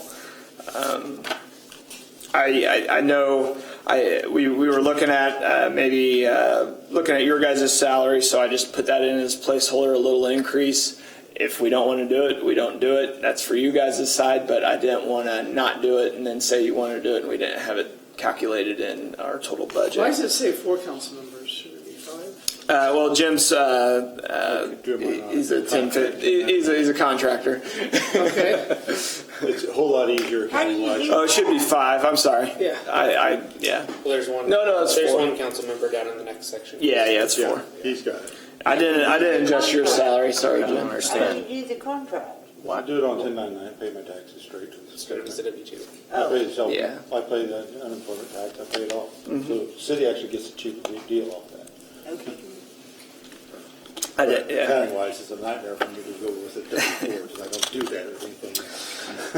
And I made the shift in 2019 budget, but I kind of did all the associations of cities. If you remember, in 2018, we were all over the place expensing our associations in different funds. So I just brought them all under mayor council funds. So that's why that's a little up there. Anything particular you guys see in that? And we can move on. If not, K254, is that enough? that's all they're due. That's That's the what we dues. set the dues at. We actually just got it done the 24th of last month, and we have dues for cities, businesses, and individuals. So depending on what members, I mean, obviously the more members we get, the better we are. But Well, yeah, but for right now, that's enough because the Butler County has agreed to basically take over the kind of planning and website and everything that we were actually planning on paying REAP for. So that's going to save us a ton of money that we can use on other things. So for right now, yeah, until we can get a little more focus, I think that might change in the future. But for right now, yeah, I think that's enough. That's what the dues were set as. Yes. Yep. And we've already, Based on budgeting. you don't get any expenses for driving back and forth or all over the country or wherever you have to go. that would come out of the mayor count. If you wanted to charge mileage and stuff, that would come out And of you that. probably don't. Well, we're still in the infancy stage anyway. I mean, I think at some point we'll take a trip up to Topeka and holler and yell at people. But Well, if you think Ask that's nicely, enough, people. okay. The non-departmental is all your fun audits and accounting software, IT services, pest control, a lot of different things. One thing we did add this year, we used benefits consultant really helps with our employees, and she structures. We're going to do some different things in 2020, offer an FSA. We haven't really done anything new. So it's more of keeping me in compliance as the HR/finance guy. And we've, our current one that we had in 16, 17, and 2 years in 18, she left for a different job, and we took a little while finding a new one, and we finally have. So that's where that comes from. The 85 is the building expenses. The big one here too, and I didn't put it in the one-time expense because I really wanted it in the regular budget, is new carpet for the city hall. Please walk around downstairs if you. That's where that goes, is to replace the carpet in City Hall is our big. Is there something else that goes in that bucket? Building study 5,000, and then 25K for, and then the standard 15 for any kind of expenses that might come up. There's always something going on with the building, and you got to think, and then our transfers to City Hall debt, pool debt. One interesting on the pool debt. The Willow Bin line is actually doing pretty well as far as it's collecting $45,000 a year for us. So I finally feel comfortable in lowering our general fund amount for that debt service and counting on that, doing it at about a $40,000 rate, but that revenue stream from that gray water line to Willow Bend. Yeah, they should. However, now that it's so wet, I don't know what I'm doing. They should have put that line up to City Hall when they were putting it over the Willow Bend, and we could have watered the parks with it. Maybe we should tap into it and do it now. Huh? Maybe we should tap into it and do it now. You can't. They got a Stick it out there. contract, they won't let you. It depends on how much they produce. Yes. Central Park Pool, page 13, kept as level as I can because of the revenue issue. I'm not going to try to invest a lot if we don't see what others are going to do. So we can go on to community development, and we've already started this conversation. This is where all our events and community relations events are funded at $12,000 right now. We did 10.5 last year, so I kind of increased. We increased it a little bit to make all of our festivals a little bigger and better in 2019, and then I kind of kept it level, waiting for the council discretion on what they wanted to do.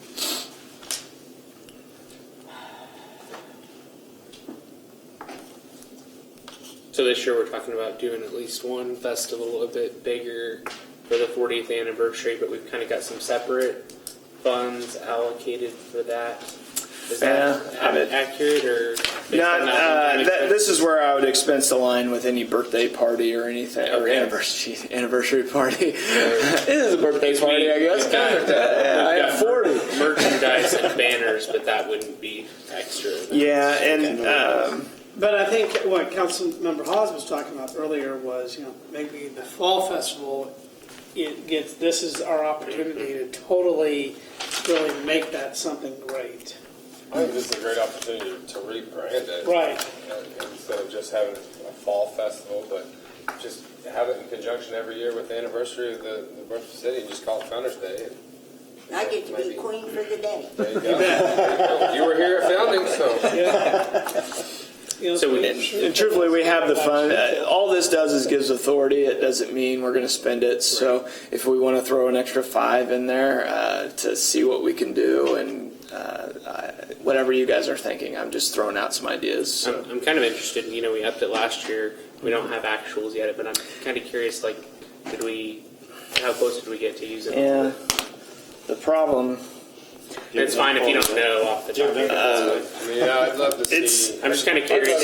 If we bumped up against it, then yeah. The event accounting is a little difficult because all our sponsorship money goes into a payable account, and we start expensing our expenses from that payable until we run out, and then we start expensing the market line. So we might be, one year we might get a lot of sponsorships and look like we didn't spend much on advertising and marketing or on events, but if we don't get a sponsorship, and that's another thing we might not be thinking is maybe with the 40th we're going to get more sponsorships because it is the 40th. I like all day. And that's where I come back is this is only giving the authority, it's not spending it. So if we want to, up it This some. town does have a reputation. Pre-town. Oh, good. Yeah. We're not We could call it Tullerville Fest. Yeah. Surprised you haven't brought that up. Actually, That was the first name. I mean, Facebook it still is the name. yeah. Yeah, they haven't changed it. One other thing I do want to highlight, and we're losing HRE partners. The county is deciding not to, and that's where we post all our job openings. And every small city around here posts their job openings, and Why are we losing them? they're deactivating. The county's no longer wants to run it and do the IT for it. We're exploring all our options right now. We did put a little money in just in case we need to go with Civ. The people that do our website found out, and they're creating some HR platforms for cities our size to join. hopefully. So we still do that instead of just like posting it to Indeed or? Well, it filters out. Indeed's algorithm will catch those and pull them Gotcha. out. Okay. But the biggest thing is people put personal information. So we really need to have a platform. We can't really Right. say, please email me your social security number. But there are some of those sites actually let you apply through their site. And They do, pass that on, and which may be something that we want to think kind of, about. yeah. We want to do that So if I'm ourselves. looking for a job, which I'm not, they LKM has a board, but this is where the main board is. The main board is for clerks and the city type personnel. So that's kind of what we're looking at, is recreating that somehow, whoever it might be. Hopefully WSU or some big player will come sweep in and save us all, but we got to be prepared for that in 2020. Land expenses. This is lot mowing in a lot of that area, and this might be an area we look at if we talk about decreasing some mowing with our public works guys at some of the lots in different areas, but that's for another day. Will that be significantly different this year with all of the Central Park lots being sold? No, because it'll affect our staff, yes, because they mow that. Because that was a lot of lots. Yep. So that will help them, not with the contracting though. Okay. So today, formerly those lots were all mowed by staff. Let's touch just real quick on special assessments in the land budget are for PBC, City Hall, land reserves, and other. And that note amount's going down a little, mainly because this is the line we had to pay Terra Verde for last year, at least 2019. So that's the only reason it's going down. The land in the transfer out, that's where the land debt is, and all our city at large debt. Land bank's going to need about $300,000 to keep up, and that's been about the amount we've had to pay for Terra Verde shortfalls. About so because we added all the Terra Verde lots into the land bank, we have to pay that over there so that the land bank can pay the Terra Verde. Other than that, that's pretty straightforward, in and out. Yep. We'll get there. Okay. Water and sewer are going to be pretty vanilla, mainly because I just received rate study analysis proposals at the end of May, and we're going to get on rating the proposals and then get someone in here to help us with a rate study for our utilities. I don't want to, expect anything, but I don't want to, I'm basically just keeping the trend lines going forward on the revenue side of both utilities. So I don't want to spend a lot of time, but we can if you want to see. Well, the main thing that I'm concerned Yes. about is making sure that we're preparing for any large upcoming CCUA expenses. Councilmember Elshoff's talked with us about some really big upcoming capital expenditures that'll be there, and so wanting to understand, what can we start doing now to set aside some funds for that, or be planning for that to make sure that when that hits up on us, we're. That's Looking number. at that a couple of years That's ago, actually. that's And I number. know part of the rate study. That's number 2 on my rate study. Is I there. want them to put that in, because any big project like that's going to take the right rate structure. It's not going to. We could have any amount of. I guess not any amount. We could pay for it cash, but even if we had, which we do have, okay reserves, you're just gonna. It's like spitting on a fire. You need that constant stream, and that's why I wanted the rate study to look at that as well. So they're specifically going to see that. And that's why we're not proposing any changes, because we want to see what that is. We've got good reserves in there, and they may say, okay, well, one option is if we know something's coming in 3 years, keep the rates the same, build up some reserves, pay down some of that debt so it doesn't hit you at once. I mean, there's a lot of options that they'll look at. But that's why we're proposing do nothing right now till we get that study. When is that study proposed to be? I said no later than, I believe, the end of November, so that we have time, at least to see their suggestions and then adjust rates if needed. And Justin, that was something where the last couple of years we've actually done that in preparation, knowing this was coming, building up those reserves in there so that there isn't, because we just saw, what was it last year, was it the city of Wichita and other cities had like, $10 per month increases and major jumps. We didn't want to do that, whereas, maybe we could have lowered it $1 a month, but then 4 years from now, we don't want to have to jack it up. So, and I know we've been talking about it. I just want to make sure we don't forget about it because that's absolutely, a huge expense. Believe me. That's right out there. no, and that's Be something, mindful like I of said, that. we've been planning and looking ahead for that. On the expense side of water, really you got your 5 employees, 4 workers, 1 utility clerk. I need to check with the finalized CCUA budget numbers. I know they got some proposals out there. I just kind of put last year or 2019 numbers in as a placeholder, but that could go up or down. Probably up. A majority, of course, is water purchased and CCUA payments, so I won't go too far. The biggest thing is we are going to continue, because we do have some reserves to repair some do some water main repairs like we talked about in 2019. We're going to continue that trend. There's the replaced tetanus, the truck bed. The water tower maintenance will go down. I'm waiting on some estimates on this old tower on repainting.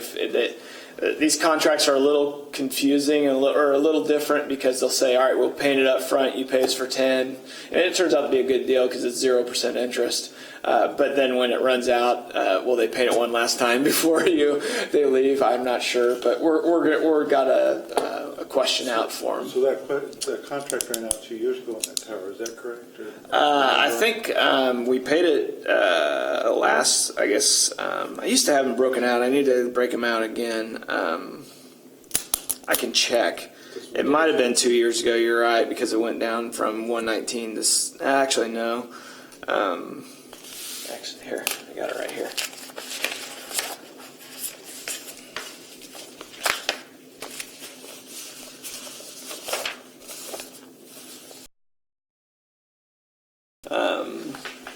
South Water Tower, 17,000, so it's still effective. Okay. Yeah.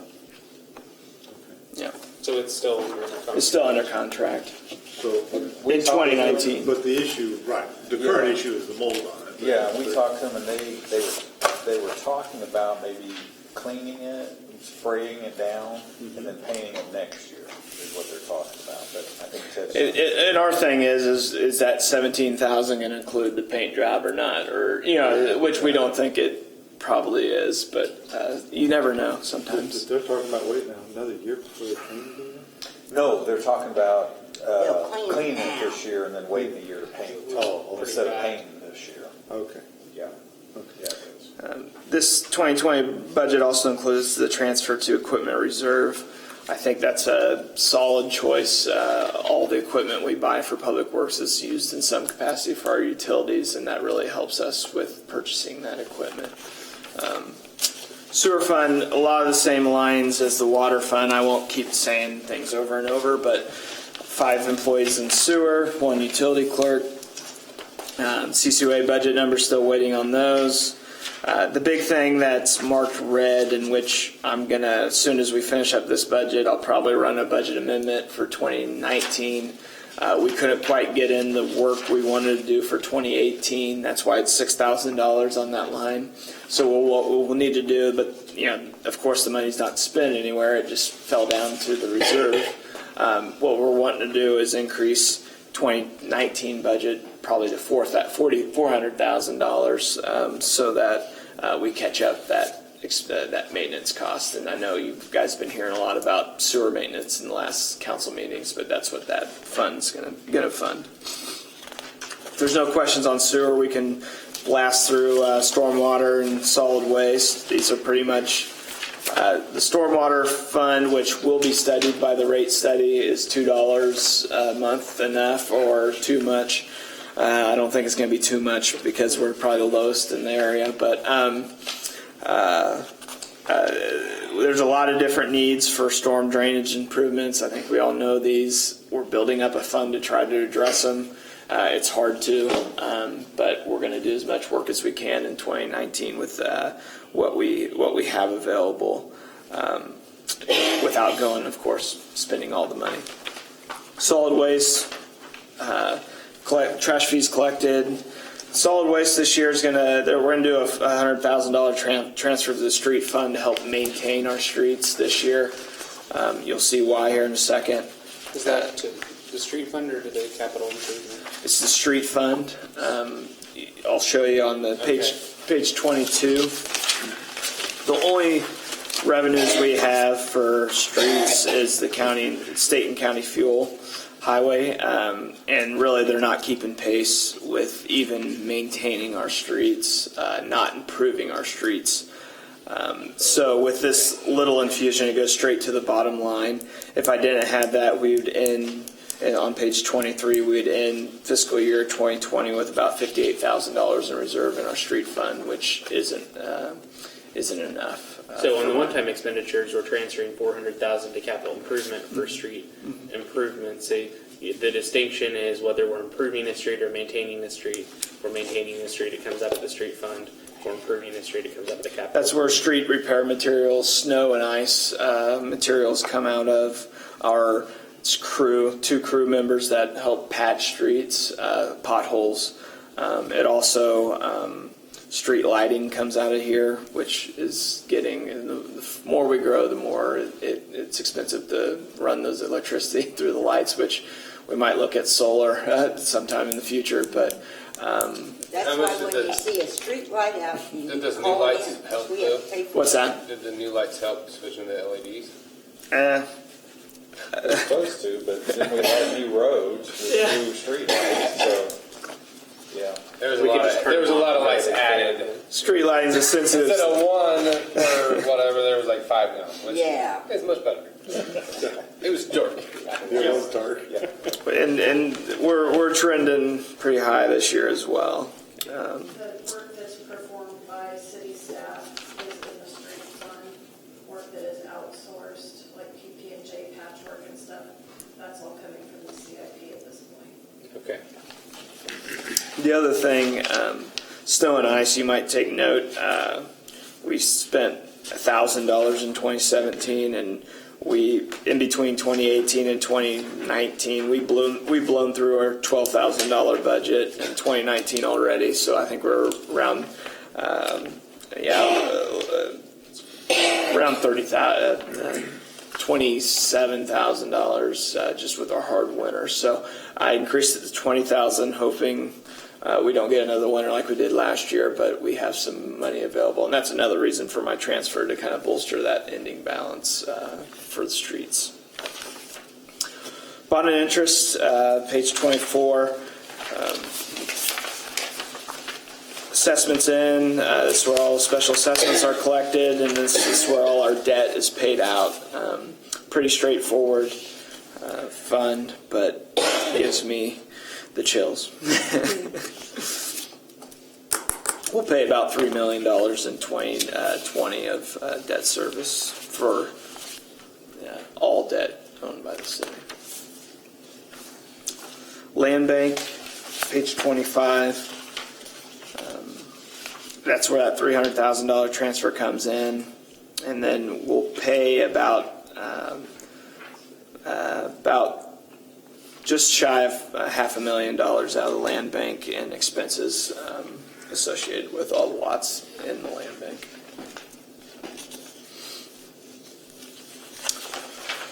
And we talked about the capital improvement reserve and the equipment replacement reserve for 2020. I got to keep getting new computers in here. I had to replace mine because it froze so many times. We needed to do it. The big things here, really the biggest thing is, and I know Betty's going to say something, but replacement of the police radios, we just paid them off, but at any point they could say you need to update them because of Sedgwick County's updating their systems, and we need to have our radios communicate with them. So I'm trying to keep a reserve in the equipment replacement fund for those types of reasons to address those needs. But everything else, pretty standard. I always put a police vehicle because you never know. I'd like to have the practice of replacing at least one every, getting in the rhythm. I think the last 3 years we've spent so much on maintenance that it's going to be worthwhile. I'm working on a report that shows if you just buy one a year, we're going to save in the long run because we're not spending $25,000, $30,000 in maintenance every year. But that's going to take me a little time. But that's my preferred. Of course, all these funds you have the discretion.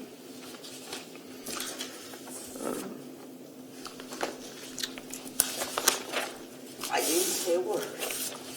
Betty.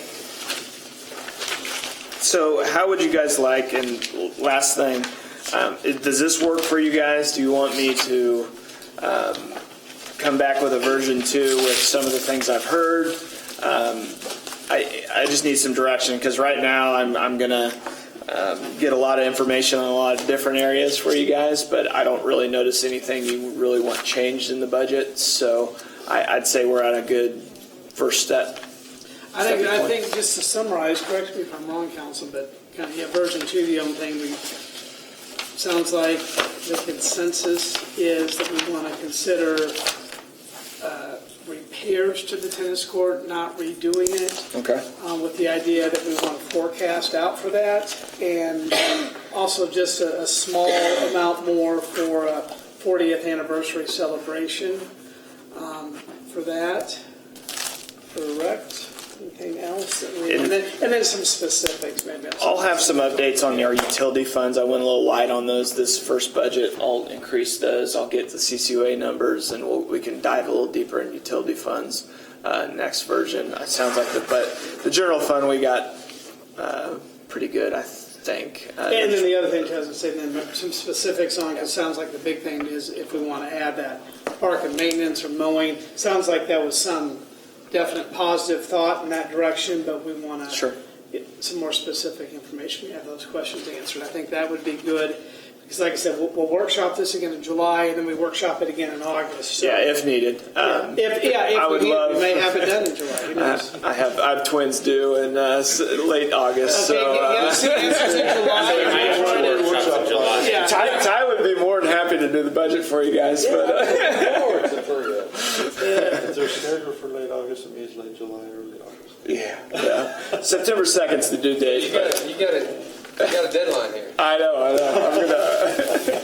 Do we need to call your wife and tell her you were really at the meeting? Yeah. If we can See if I want to have a maybe a second workshop in July to do it. Well, we'll see what we can make this happen. Okay. Appreciate it. Thank you, sir. Sure. Thanks, Ted. Yeah. Pray for me. You got it, my friend. Okay, we'll call up our city attorney now to talk about city code cell towers. This, I hope it makes it short. Don't you guys got to get up in the morning? I do. I think we should get through this. Keep it for take the first thing in the morning. So. Oh my God. So it'll be super short, 5 minutes. Good. Okay. Thank you. So, council approved the cell tower ordinance. That was it kind of flew through here because of the whole timing of the regulation and everything.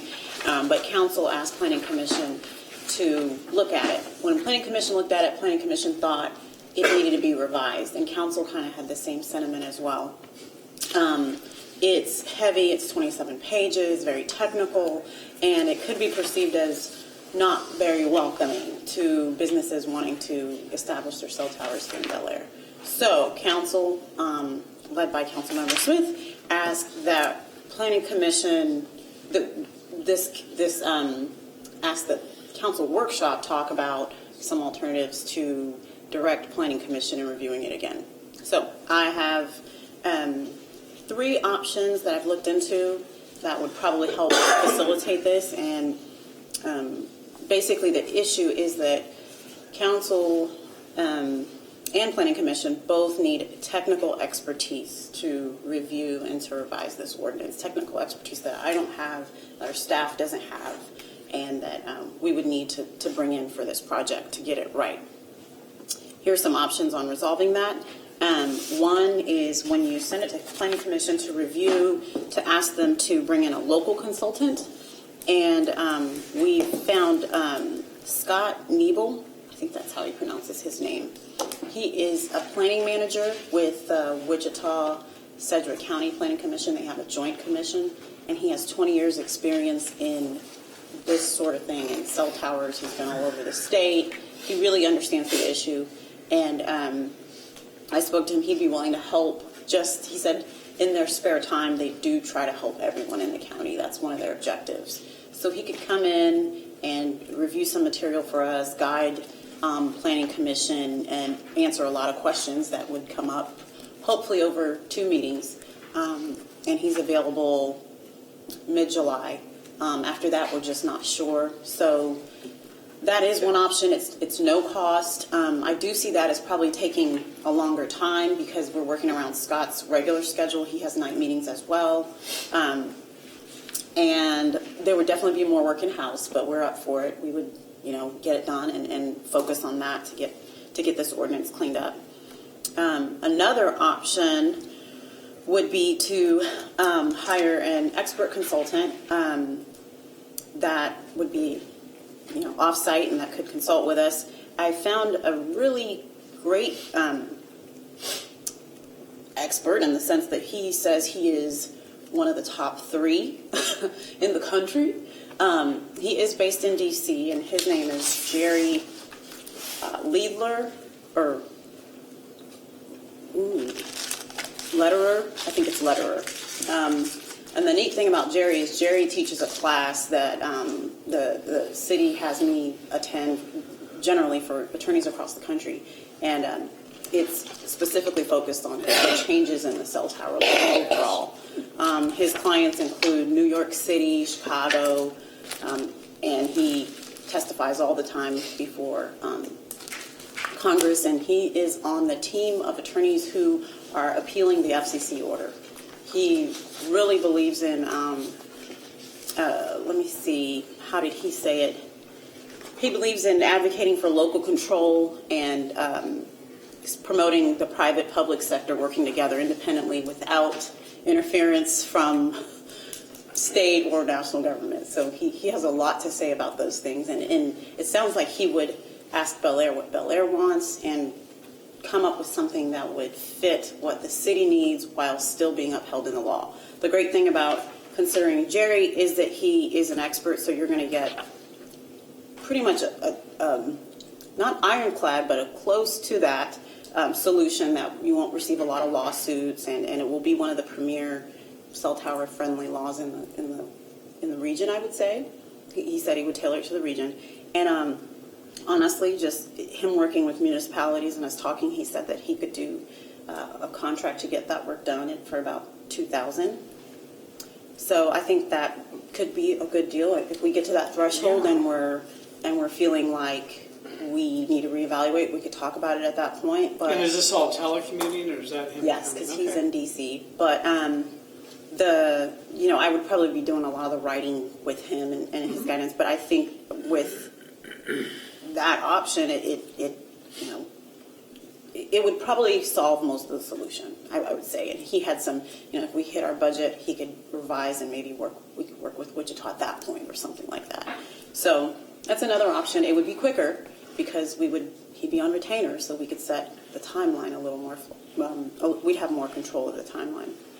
And finally, the third option is to just work on it in-house and not bring in a consultant and just kind of, look at what other cities have done and kind of, work on it independently. That's something we could do. That is going to take time just based on the priorities that we already have on our plates right now, but we could get it done that way. So, how's your confidence in that? This is a tricky, you're going up against a federal ruling. Yeah. I'm leaning towards that second thing, but I certainly don't want to insult you because I think you're a very competent attorney. But at the same time, if $2,000 brings in a consultant that keeps us on the up and up with this, and Right. I mean, that's me thinking out loud. That's significantly less expensive than I was expecting. Yeah. Me too. That type of expertise. I'd go with number 2 also. I was thinking. Well, let me ask you- Yeah, so I was like, Let's ask a question about this. Yes, What's sir. his hourly rate? I'm trying to think, can I say that You in a don't public remember forum? Jennifer? I can say that in a public forum, but I'd really rather Oh, tell you okay. later. Huh? Well, the reason I so- wonder is because I want to know what we're getting No. for. Oh, yeah. Jennifer's. Oh, Okay. he works for, I don't want to sound Yeah, like I'm I not work for gonna him. ask you He that works one. for like one of the top, it's a very specialized field, that area of practice, highly specialized. I mean, and he works for one of the top 2 firms. According to him, I would say it's definitely one of the top ones.